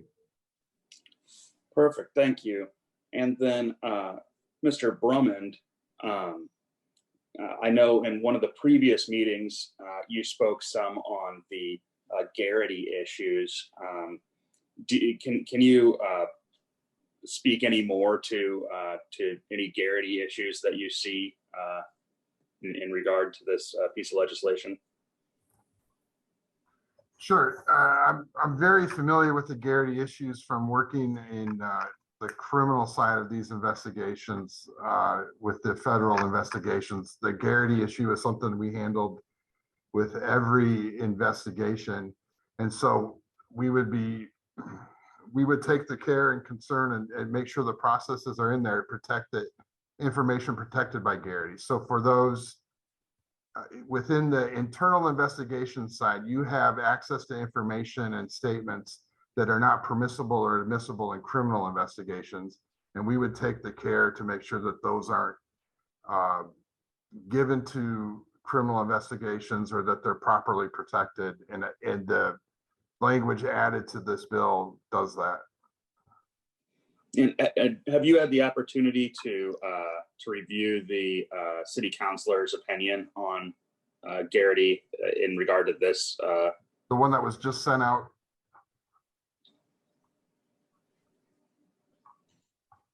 Yeah, I saw that it was given the thumbs up. I haven't reviewed it in detail. Okay, yeah, back in at the end of May, I guess, the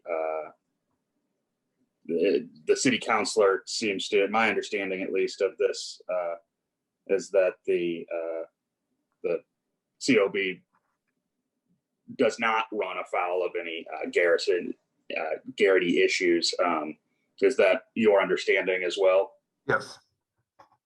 Okay, well, that is all I have for you. Just wanted to clear up. I know that those two issues were, we've discussed a lot, discipline and Garrity, but it seems like we've worked through a chunk of those issues.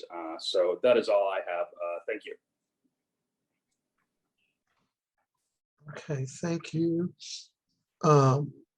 Let me back up. Somehow, did I miss Alderwoman Spencer?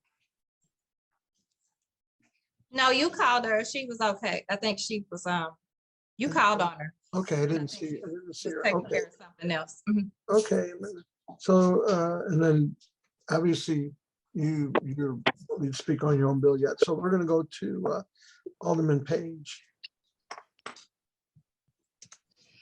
Thank you, Mr. Chair. I have no questions at this time. Okay. And Alderwoman Davis, you have your hand up. I just want to go back to, this is where I'm still confused, and so is the public, and so is the concern of the police employees. When you have given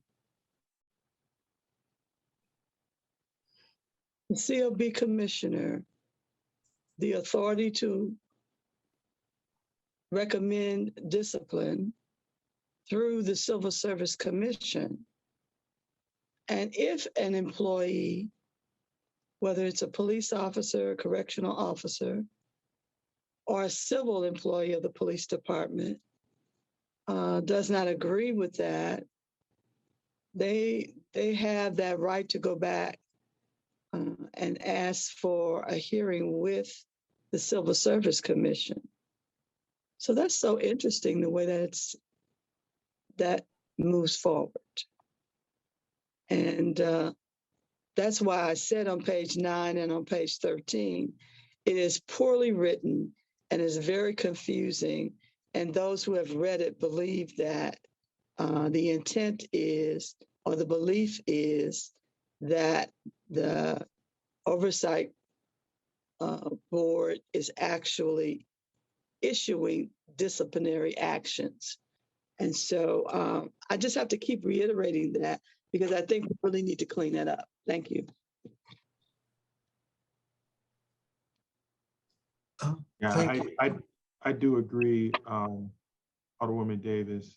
If that is unclear, then we need to make modifications, because under no circumstances should or will the oversight board be the one recommending discipline. And then the other thing I think we could offer as an amendment is, and this is to your point, which is, for example, if the chief recommends termination, but the COB does not, can we put a provision in there, a right to appeal directly to the director of personnel, and give a counter recommendation or a recommendation to the Civilian Oversight Board? So in that circumstance, the chief is giving a more severe discipline, meaning he or she would like the person to be fired. Certainly we would want that opportunity for the chief to be able to provide that recommendation either to the director of personnel or directly to the Civil Service Commission. So I would offer that as a potential amendment that might satisfy your concerns, both on both sides. You have definitely, that's exactly what I'm talking about. So I think we can get there, but I think we need to have the ability for those like our commissioner and Ms. Burton's position to make sure that those things are looked at in the appropriate way, because that's the other thing that the police officers have finally bought into, that they do have the Civil Service Commission there for them. And they didn't when they first transferred over, they didn't even understand that was there for them to bring whether they were dissatisfied or not with a decision. And now they finally bought into it, and this appears in this bill that is convoluted and or taken away from them, and you can't take that right away from them. So just getting it cleaned up, and there are a few other things, and I think that if the Ethical Society and the Police Association have an opportunity to sit at the same table while we're trying to figure this out,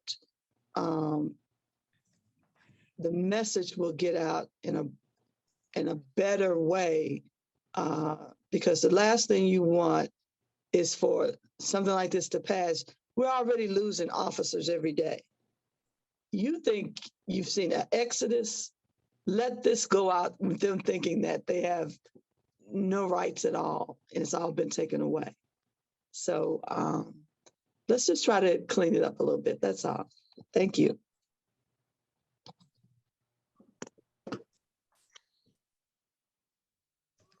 Let's see. I guess since I'm last on the list here, it seemed to me though, Chief, you seem to support this. Am I correct? Just a simple yes or no. I know you went through your speech, but it seems like you seem to support this. I support a civilian oversight process, one that's going to be fair to the employee, but also gives the community confidence that it's a transparent and honest investigation, however that may look. I understand, and I just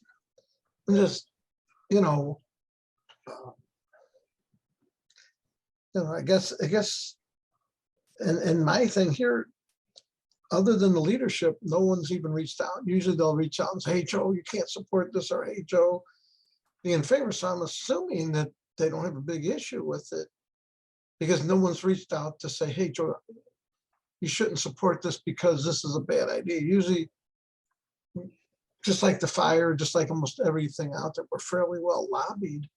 Yeah. You know, and I haven't, maybe others have been, but I certainly have not To your been. point, I've had them reach out to me in support of it, you know, because they see the need for it. A lot of officers see the need for it on both sides. And the reality and the bottom line of this is it's triggered. This is not any kind of attack or any kind of policy against police, good or, you know, bad, however the narrative that might be going around. This legislation and this policy and procedures are triggered by bad activity. I forgot because they told Chief Sack, what's the term that we use that you taught me to use for the actions? It's not bad actions, but the Misconduct or yeah.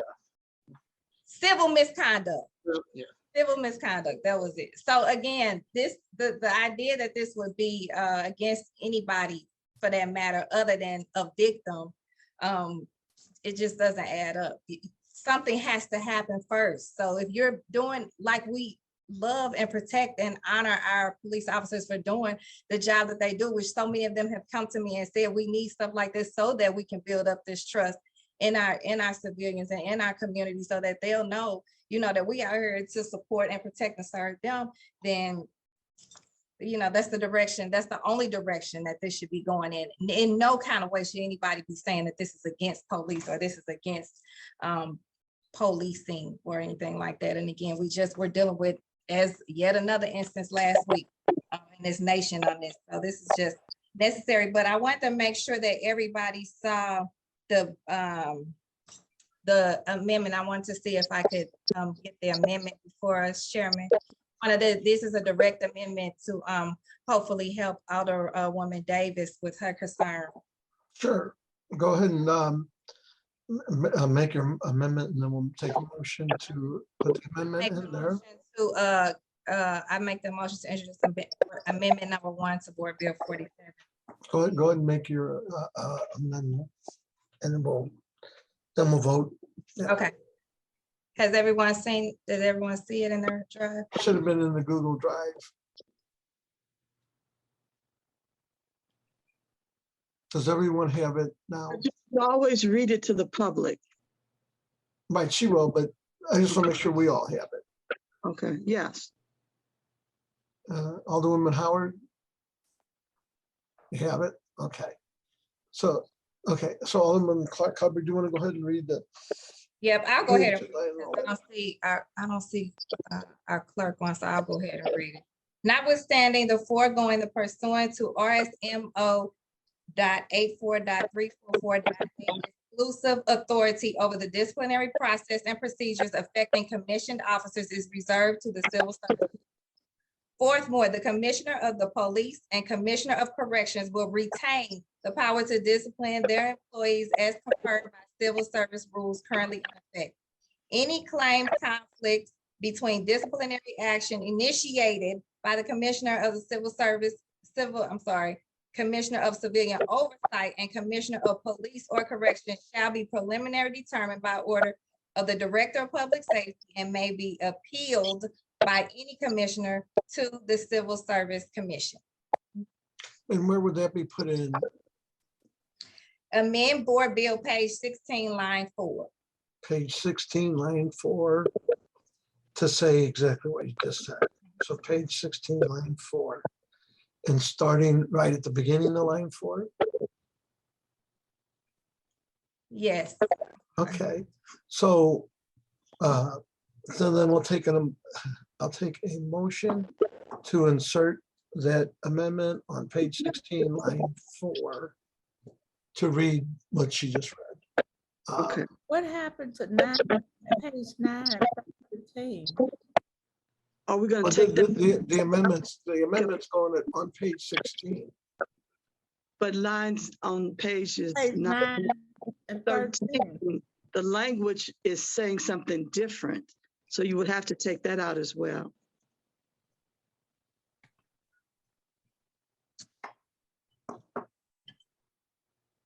Okay, so Alderwoman.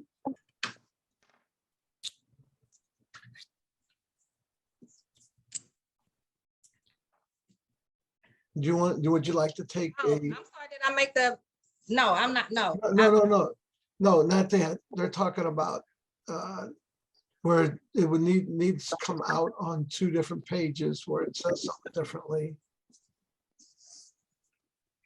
I saw that in the comments. I'm gonna be honest, and since we were having discussion, I didn't get a chance to look at what line on page 9 and what line on page 13. I didn't. Alderwoman Boyd. Look at line 10. It's on line 10 on page 9. It's where it starts.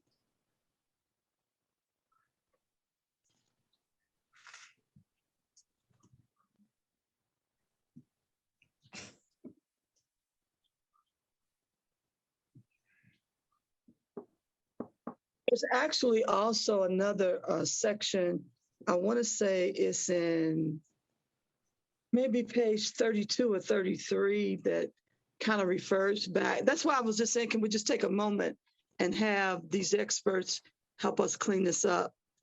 And I mean, I like the argument, but it's still more there. Okay. It's not just that one thing. You know, Alderwoman Howard, you have your hand up.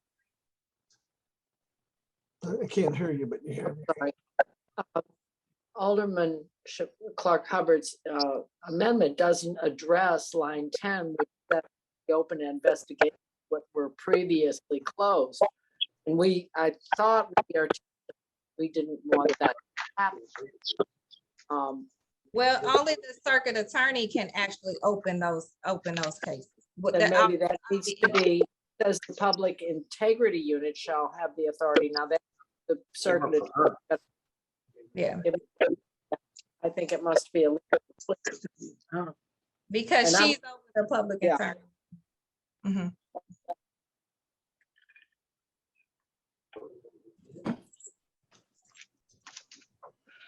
Alderman Narayan. Do you want to help her with that since you're kind of did a lot on the input on this? Can you kind of help her get this in the right place in there, what she's trying to put in? Okay.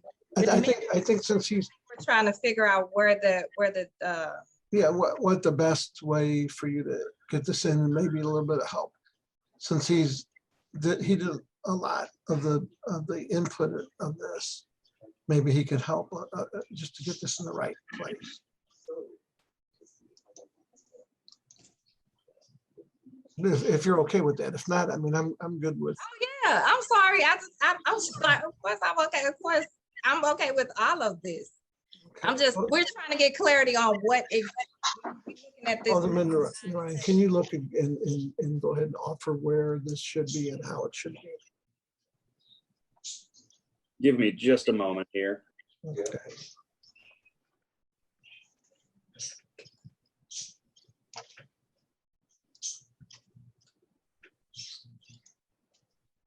Is it open? No.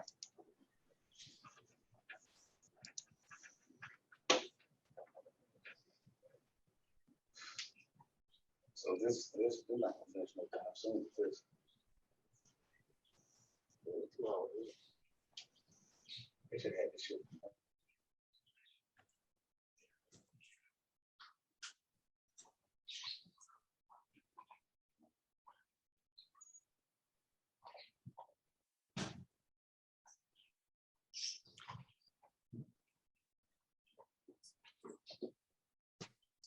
So the amendment is in the drive.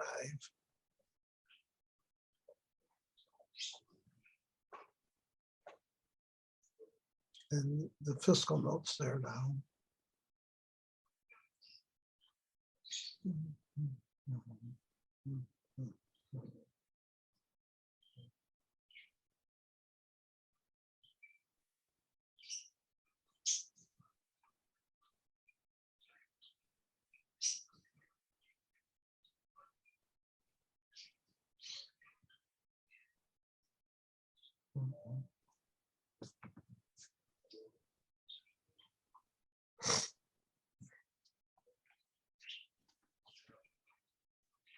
This will just take a few minutes, but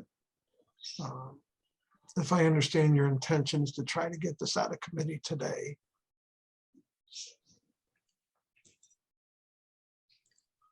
So other than page 16, line 4, I believe the Alderwoman from the 19th said there was an issue on the 9th page. Alderwoman from the 19th, Marlene, Alderwoman Davis. Yes, sir. You say there's a problem on page 19. Oh, I have no more comments. Oh, okay. He was asking, he wants to try to help. I have no more comments. Okay, she has no more comments. So Is it something that can be changed on the floor? So then we could do it that way. You would have to start all over again. You don't want to do that.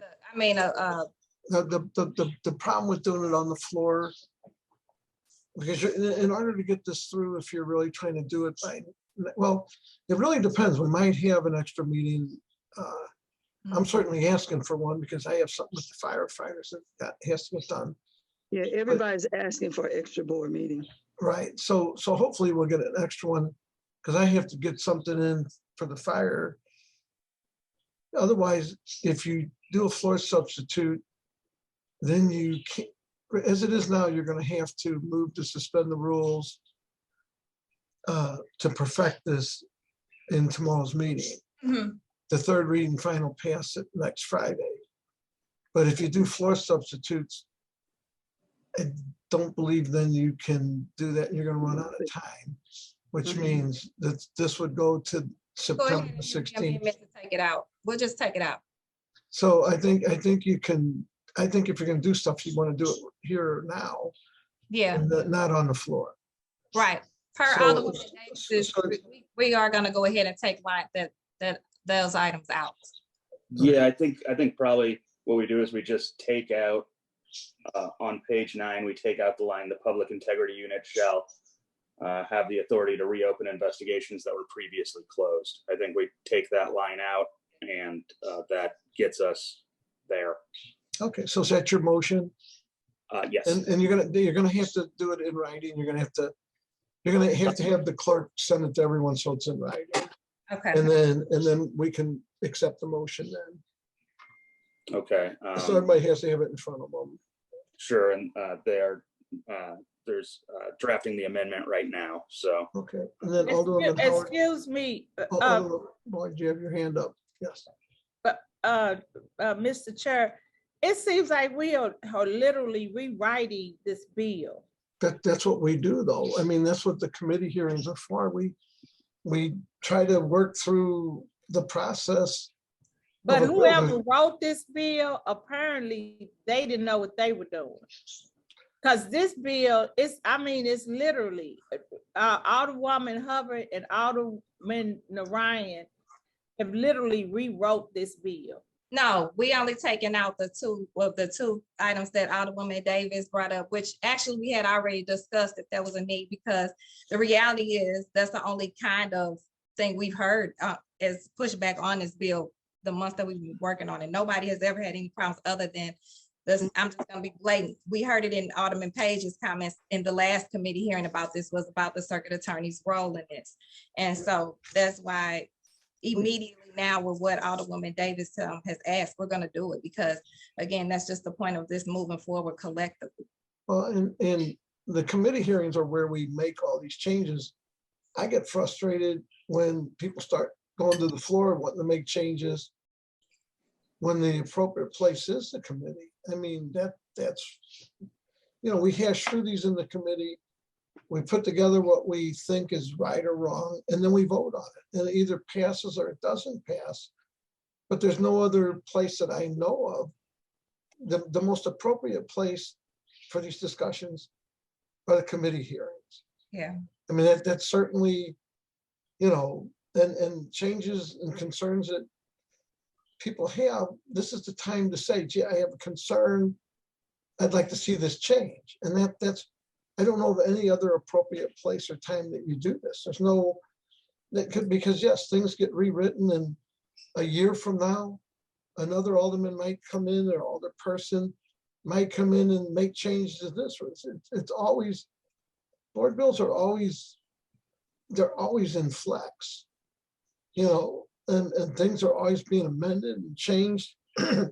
That's why when a lot of these read like a book where it says, you know, whatever to this number, you know, the changes from this number to that number. And it's like, you know, things are always being amended and changed. Everything's always in flux. And we always talk about, this is where the sausage is made.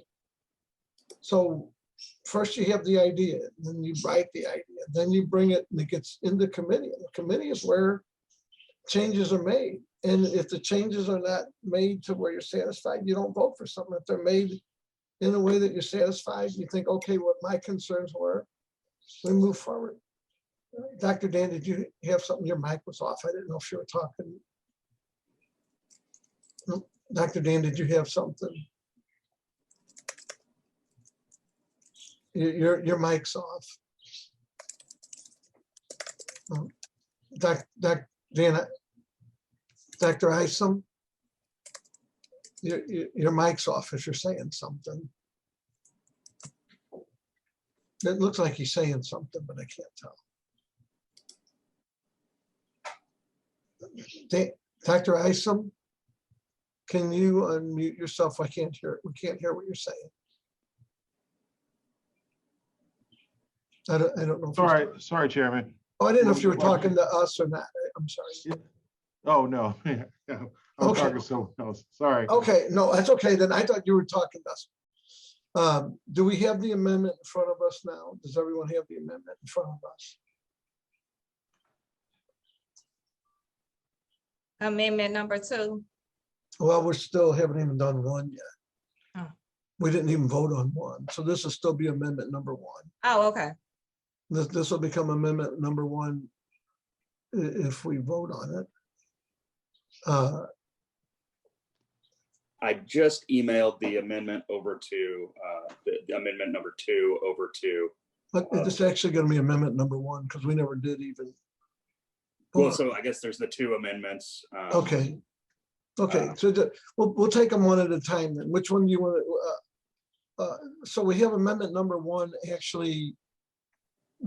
So let's take a motion on amendment number 1, and then we'll deal with amendment number 2. So amendment number 1 was to change the wording on page 16, line 4, and it's to read. It reads what the Alderwoman had already read. Do we have a motion on that amendment? So moved. We have a second. Second. Okay,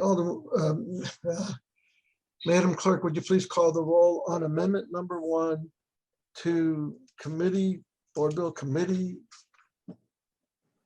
47 committee substitute. I'm sorry. Alderwoman Davis.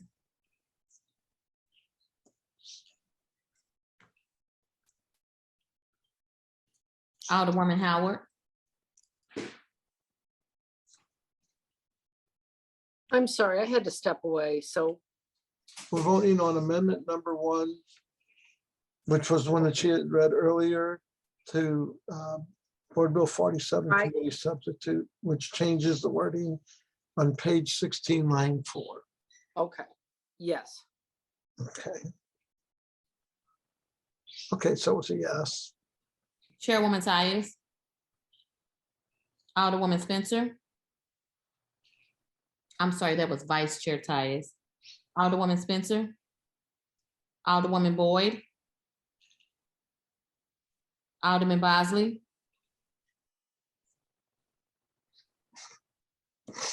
Alderman Oldenburg. Alderman Narayan, Aye. Alderwoman Clark Hubbard, Aye. Alderman Page, Pass this round. I'm reading it very carefully. Chairman Pacoro, Aye. Alderwoman Davis, Vice Chair Tyus, Alderwoman Spencer, Alderwoman Boyd, Alderman Bosley, Alderman Oldenburg, Davis is an aye. Alderman Oldenburg, Alderman Page. Aye. Okay, by your vote, Alderman Bosley is an aye. 7 ayes. So 7 ayes, 1 present. By your vote, I'm sorry, who was, I thought there was 1 present. Maybe I'm drawn. You know what? Vice Chair present. No, okay, I I must have be an aye vote. doodling. I have an aye vote for Alderwoman Davis, Alderwoman Howard, Alderman Bosley, Alderman Narayan, Alderwoman Clark Hubbard, Alderman Page, and Chairman Pacoro. You're right. I shouldn't doodle. Apparently I was doodling on my, no, so it's 7 aye votes. By that, you have sustained the motion and adopted that amendment. Now for amendment number 2. Alderman Ryan, I'm sorry. Amendment number 2 should be in the drive. I just heard from the clerk that he just uploaded it. I know that may have to refresh that drive to actually see it, though. Okay, while we're doing that, you want to go ahead and tell us what it is? And Sure. So Amendment 2 amends the board bill, page 9, line 9 as follows. Beginning on page 9, line 9, after the words, quote, transfer or reassignment of ongoing cases, strike the following words and figures. Quote, the public integrity unit shall have the authority to reopen investigations that were previously closed. End quote. So it just strikes that language. so it takes that language out. Does everyone have that? Does everyone refresh their drive and everyone has that amendment? We have it. I Okay, have it, I'm sorry. okay. Then, and that being said, I will go ahead and accept the motion to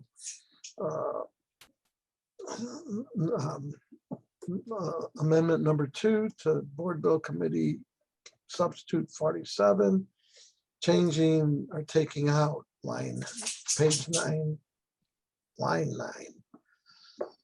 Do we have a motion? So moved. Point of order. Don't we have to put the amendment before us first?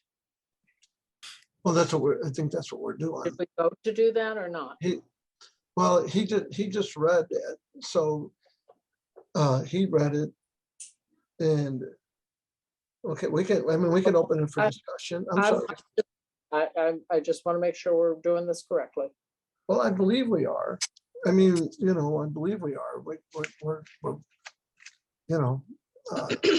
is it, well, we got a motion, but if there's, before I get a second, is there any discussion on the amendment? Well, I guess I should start there. Is there any discussion on the amendment? I'm not going to go down the list, but if you have discussion, just open your mic and say something. Okay, seeing that there's no discussion on amendment number 2, we have a motion on amendment number 2. I'll accept the second on that motion. Do we have a second on the Second. Okay.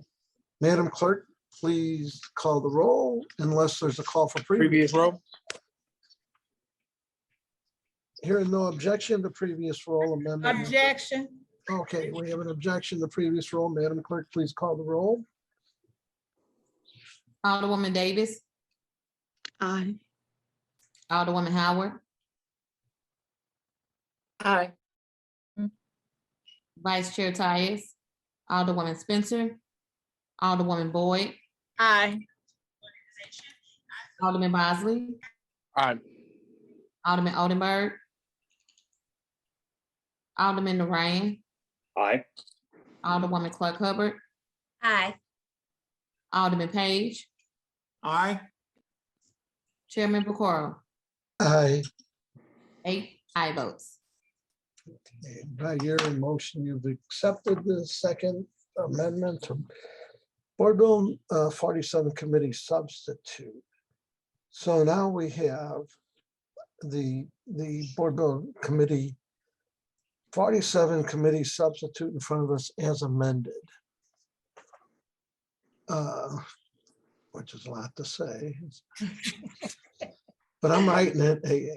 So anyway, any discussion to Board Bill 47 Committee Substitute as amended? I'll just go down the list.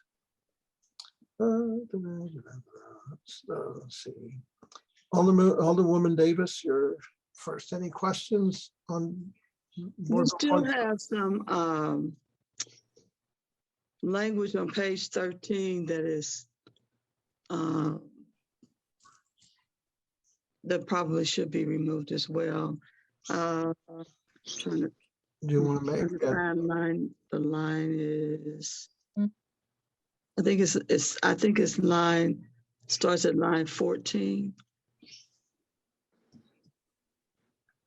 This is on page 13, you're saying? Yes, sir. Okay, page 13, line 14.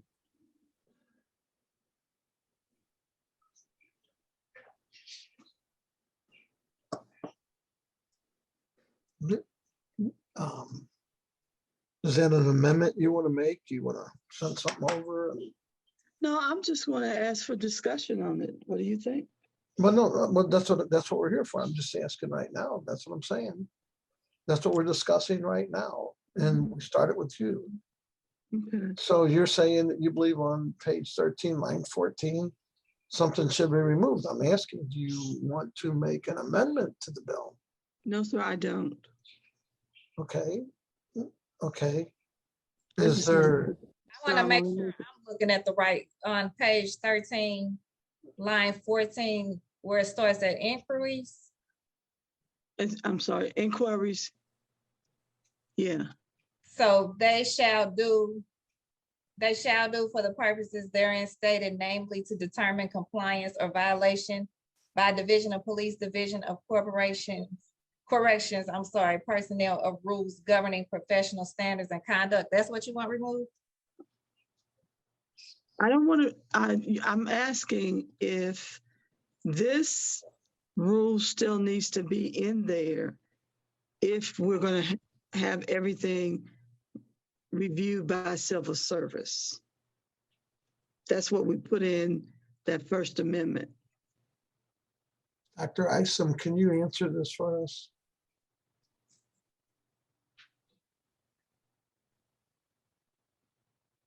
So what is this stipulating? Maybe this might be a better one for Colonel Sack to answer, because I think it's Or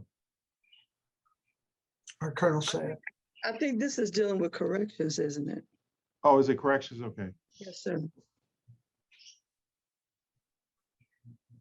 Oh, so Because what you're they have saying the is same that, Yeah, see, they have the same opportunity as a Yeah. police officer with civil service. okay, right. That was my only concern Okay. about it. Okay, we need to make the same adjustments on the correction side that we made on the policing side. Police side, yes, sir. Okay, okay. Well, I will defer to Alderman Narayan again to go ahead and do that, since you're more familiar with how this was written. Send it to the clerk and we will make that amendment number 3. And Alderwoman from the 19th, you said that was page 13, line Yes, sir. 14? That's what I wrote down. Yeah. My screen keeps going in and out on me. So I believe that's what I saw. I wrote down 14, but it might be 13. But you will see it when it was just read, it is referring to the same thing for corrections. And they should have the same language for corrections as we change for the police. Let me take a look here and try to get this sorted. Let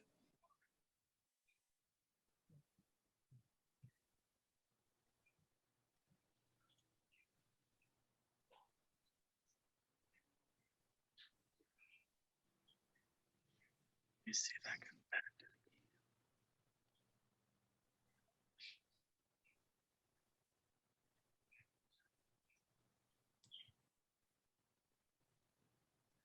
So let me just make sure, just so we all clear. Because I know you said maybe it was 14, so I'm gonna go down to 14. Start, this is page 14, line 14. No, I think she was page 13, line. Page 13. I thought she Page, said. page 13. No, line page 14. 13. I just wasn't, I'm trying to go back, trying to get the screen to act right. I wrote down 14, so I'm sure it's line 14. It might be 13, but I wrote down 14. Page 13, line 14 is what I wrote down.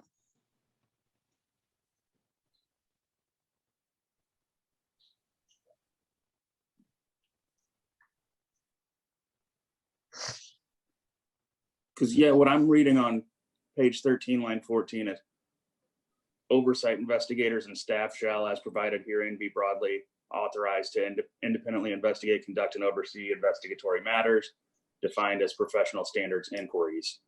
Is that the language that you're having an issue with? No, you on page 13? Yes, ma'am. That's not what Shameem read. She read the right one. Yeah, he read, it was still the same thing, but, because amendment 1, just so I'm clear, amendment 1 does speak to the correction side. So you wanted something in addition to amendment 1 for the correction side, because this line 13, it has all of them in it already. So I'll just read it again, what I read earlier. Okay. It starts at the end of a sentence. So when I said inquiries, that was the ending of a sentence on that line. Then it says, they shall do so for purposes therein stated, namely to determine compliance or violation by Division of Police and Division of Corrections personnel of rules governing professional standards and conduct. So it's not, we were just trying to figure out what exactly you wanted taken out of that. Because that's page 13, starting at line 14. Yeah, Alderwoman Davis, are you thinking about that last line that says finally while working in consultation with COB and the Detention Facility Oversight Board? That's what I'm thinking about, because I just wanted to make sure that each one of those entities have the same language for opportunity with the civil service, like you did for the First Yeah. Amendment. But I think in this case, we're saying have broad authority to examine and evaluate these policies, procedures, and operations. Even in this instance, it doesn't say these entities should impose, certain policies and procedures other than just examine or evaluate them.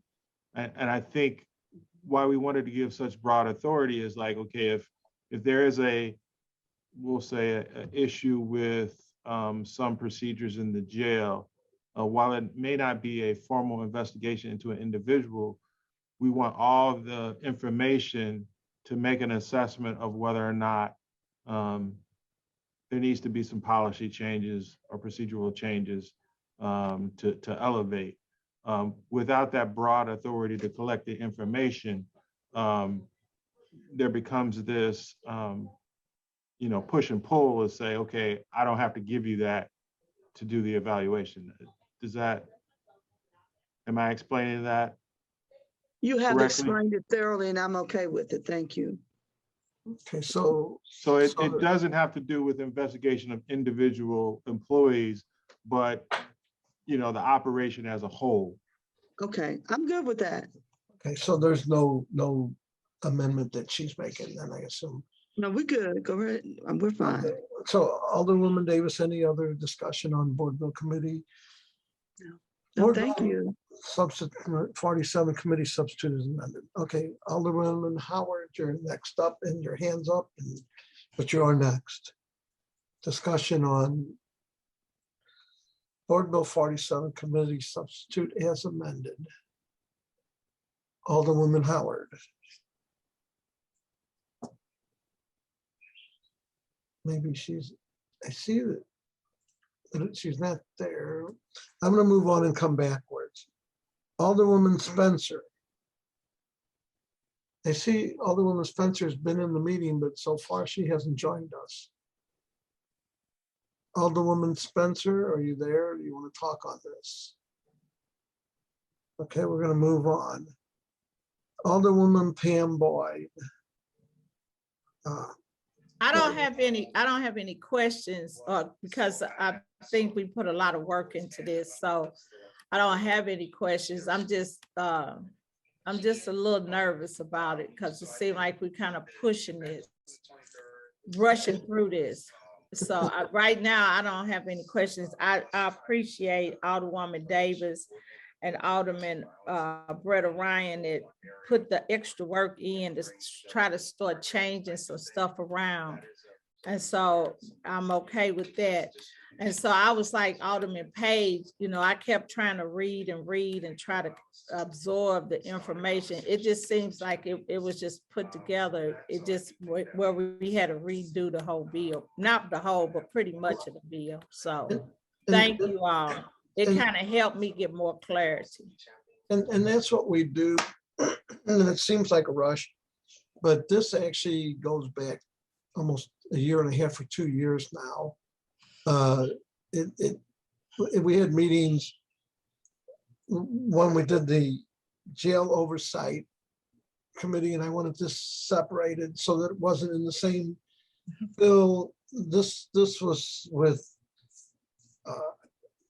a lot of community people that we actually, when we were sitting down doing this, it was some of the meetings were downtown, some of them were at the then time Alderman Boyd's office, and then I've been separated out since the jail thing. But this has been a long time in the making, and of course, I guess we're always concerned. We're always concerned, because although I'm just amazed that I haven't gotten a phone call from anybody, but we're always concerned, that how the police can react, how they're gonna, but I will say, given all that, this seems like a lot, but it seems like when a board bill comes to its head, it always seems like a rush. The ones I have issues with are the ones that were written a week and a half ago that were rushed through committee the other day. And I'll express my concerns on them. But this was not, certainly has been something that's been, this, the head of the NAACP, Adolpha Pruitt, was involved in part of the language of this. Reverend Darrell Gray was involved, at least back when we were starting to put all this together. And again, I separated out. So I just, for those, for Alderwoman Boyd, it does seem like a rush, but it's been a long time and a lot of changes have been made. I'm going to keep going down. Alderman Bosley. No, I don't have any comments or concerns. I just appreciate the work on them. Okay. Alderman Oldenburg. Alderman Narayan. Nope, nothing further from me. Thank you. And I'll jump over Alderwoman Hubbard. Alderman Page. Thank you, Mr. Chair. The committee will notice that over the past couple of public safety meetings, I probably sounded like a broken record expressing the concerns of a number of my constituents, including large business owners, small business owners, residents, and actually members of the St. Louis Metropolitan Police Department. I am encouraged that amendments number 1 and 2 that we just put into place do go at least in the right direction in addressing the concerns that were brought to me. So just wanted to share that with the committee and anyone who may be listening. Thank you, Mr. Chair. I yield back. Alderwoman Howard, you have your hand up and you were off when we were trying to get to you. I'm sorry. I was trying to look at these a little bit more thoroughly. Okay. My concern is that, you know, we're at a pivotal time with the police protection. We're losing police officers. The police do not feel supported by the community. Morale is low, and I'm very concerned that this will be another reason for officers to leave the city. I know there are a lot of good points in here, many things that will provide security for them, but I think there needs to be an understanding and education process for this. And I am concerned that we make sure that this is, and I'm not trying to drag my feet, I'm not trying to delay. I know it's something that we need to have this understanding, and it's best for the police. But sometimes when the morale is so low, you feel like you're taking another gut punch. Listening to the officers on the streets, they do not feel supported. They do not feel as though they get the help they need. They don't have the backup. They're feeling as though they have a target painted on their back. And that has nothing to do, the work on this bill is beyond reproach. I am just concerned about how this is going to be presented to the officers, and if we are going to be able to maintain the force we have. I don't know if that's a question that can be answered. It's an unknown. But I do want to express my concern, and I would just, personally, I'd like to have maybe another day to really review this and study it a little more thoroughly. And shame on me if I haven't done it, because it's been before us for a time, but it's changed and evolved so much that I just would like to have one more day with it just to move forward. And I don't know if anybody wants to address my concerns. I'd be willing to listen, but I am truly concerned about that as I listen to the officers that work the streets here in 14th Ward. One more day, in a sense, puts this off to September the 16th. I just want to say something. Thank you, Alderwoman Howard. I know, thank you for receiving all my messages and answering as we talk through this. And something that was brought up earlier about Adolphus Pruitt, I forgot, you know, when you have so many meetings about things, I forgot when we talked about this with the Black Caucus. We had presentations, you know, all over the city and in our community meetings and talked about this. So, you know, I want to take personal responsibility. If there's anything I have done, which I can't believe what I could have done that would make an officer in this city feel like I don't support them. First of all, as much as I call them and need them for my constituents, as much as I probably get on their nerves more than they could ever get on anybody else's nerves, I can't see that. No officer has ever come to me and say that they don't feel supported in this instance, in this policy, in this nature, because again, this is triggered by what an officer that would have that conversation wouldn't even think about doing. Activity and this kind of oversight and what happens that goes into this, an officer would not do this, right? I mean, like we wouldn't have this issue. It's triggered by bad police and by bad activity. So good police are in this. I hear from them. I'm literally hearing from them now telling me be encouraged. This is, you know, good police. If you are a police and you want to protect and serve, which again is what we are all called to do, you want this kind of protection over you. You want this kind of policy in place to build this trust and this communication. So that is why, you know, it's kind of, I talked about the morale thing. I hate that. I mean, but morale issues are everywhere. Morale cannot be legislated. If there's a morale issue and your issue is you don't want to be looked at you don't want a proper legal binding investigation to happen when somebody has accused you of misconduct. If that's gonna mess with your morale, then that's something else going on. That's a different issue. Well, that's what I like to call a heart issue, because if you can't, any of us can be checked. We all have morale issues. We all need accountability in any service that we give to this community and to our constituents. So with that being said, knowing the work, the time, the commitment that people have put into this, the encouragement that people feel on all sides of the table. I know there are narratives.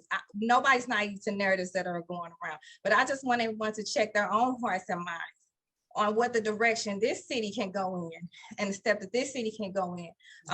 As we look at civilian oversight here and this next step of civilian oversight here in the city of St. Louis. And I'm just want to add, Oh, yeah, I'm sorry. no one more than me, with my kids on an apartment, who generally gets the brunt of everything I vote on. Going as far as posting something, calling my daughter trailer park trash. Okay. You know what? I get the brunt of it. So do I get concerned about these things? Yes. But at the same time, you know, if salary, if we don't pay more, a bunch of them are going to go to Jefferson County anyway. They're offering a deal. This has been an ongoing, if we don't get rid of residency, we're all going to leave. We got rid of that residency, a bunch left. You got to give us more money. We did the $6,000 raise. They hung out for 2 years. It helped their pension, and a bunch left. Everything is always seems to be, and if you do this or you don't do this, we're going. I don't have an answer. I do, you know, I do share your concern that they will use this as an excuse to say this is why they're leaving. But I will also say that Jefferson County is offering a heck of a deal. And, you know, I mean, I shouldn't say that, but I do share your concerns. Okay. Yes.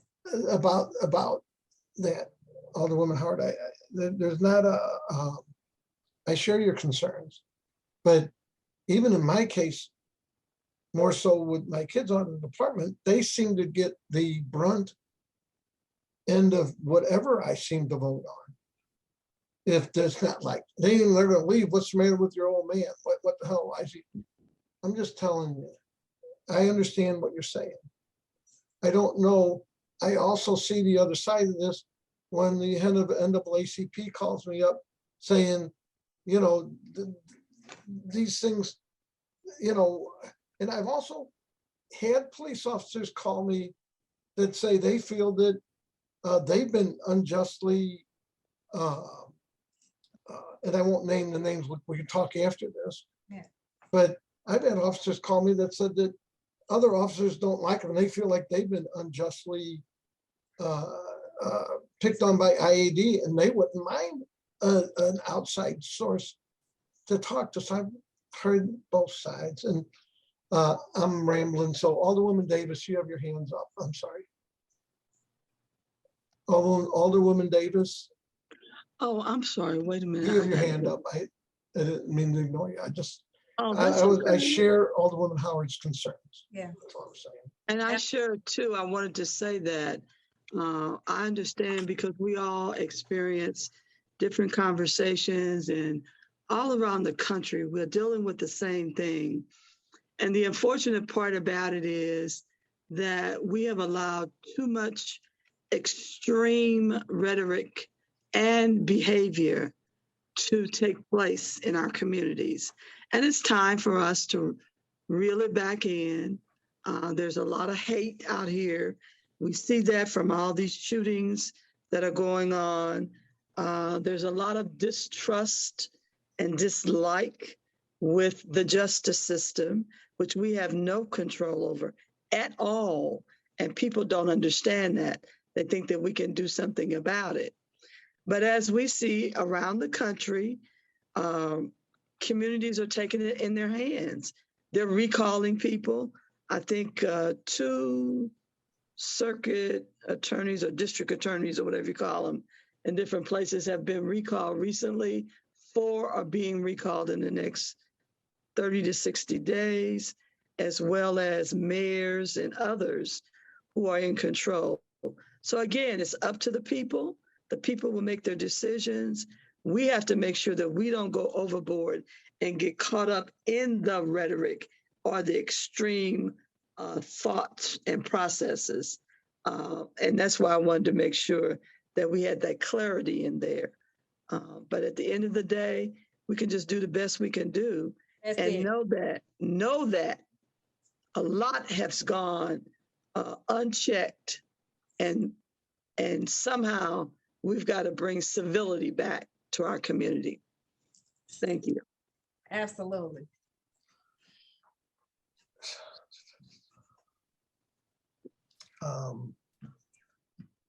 I wish I had some really great words of wisdom here, and I don't.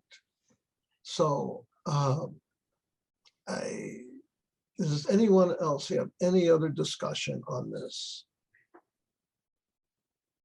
Okay, I would say Alderwoman Clark Hubbard, I'm sure you've talked to different people, you polled the committee. Do you feel that you have your votes? Do you feel like you want to take a vote? It's your choice. I would never assume how anybody's voting or anybody, that I would just like to ask for due pass, favorable consideration, due pass. Is that your motion that we, okay. Right, as my motion for favorable consideration and a due pass recommendation for Board Bill 47 committee sub as amended. Very good. And it's a whole mouthful. I'm sorry. Second. So we have a second. I think the second was actually from Alderman Bosley. I cut him off and I shouldn't. It's my ADD kicking in. Madam Clerk, please call the roll. Alderwoman Davis, Aye. Alderwoman Howard, Aye. Vice Chair Tyus, Alderwoman Spencer, Alderwoman Boyd. Aye. Thank you. Alderman Bosley, Aye. Alderman Oldenburg, Alderman Narayan, Aye. Alderwoman Clark Hubbard, Aye. Alderman Page, Aye. Chairman Pecoro. I was going to abstain, but I'm going to go with aye since we seem to be as a group agreeing to this. So I'll go with aye. 8 aye votes, Alderman Spencer's an aye. And Alderman Spencer's an aye. 9 aye votes. By your motion, we have passed Board Bill 47 committee substitute as amended out with a due pass recommendation to the full Board of Aldermen. Thank you for everyone. This is, as a chairman, at least I get to sum it up. This is probably one of the hardest, toughest decisions for all of us to make. And I'm sure there'll be a lot of discussion in a very long board meeting tomorrow over this, but I do want to thank everybody for their time and thank everybody for listening to the first group about the potential for doing blood transfusions. I think, as a committee, everybody says their committee is the best. I really believe that this committee is tasked with some of the toughest decisions, and we always seem to work it out. Anyway, I just want to thank everybody. Having said that, unless anyone has anything good for the committee, then I'll just take a motion that we adjourn. Motion to adjourn. Second. All in favor? Aye. Aye. Thank you. We'll see you all tomorrow. Thank you.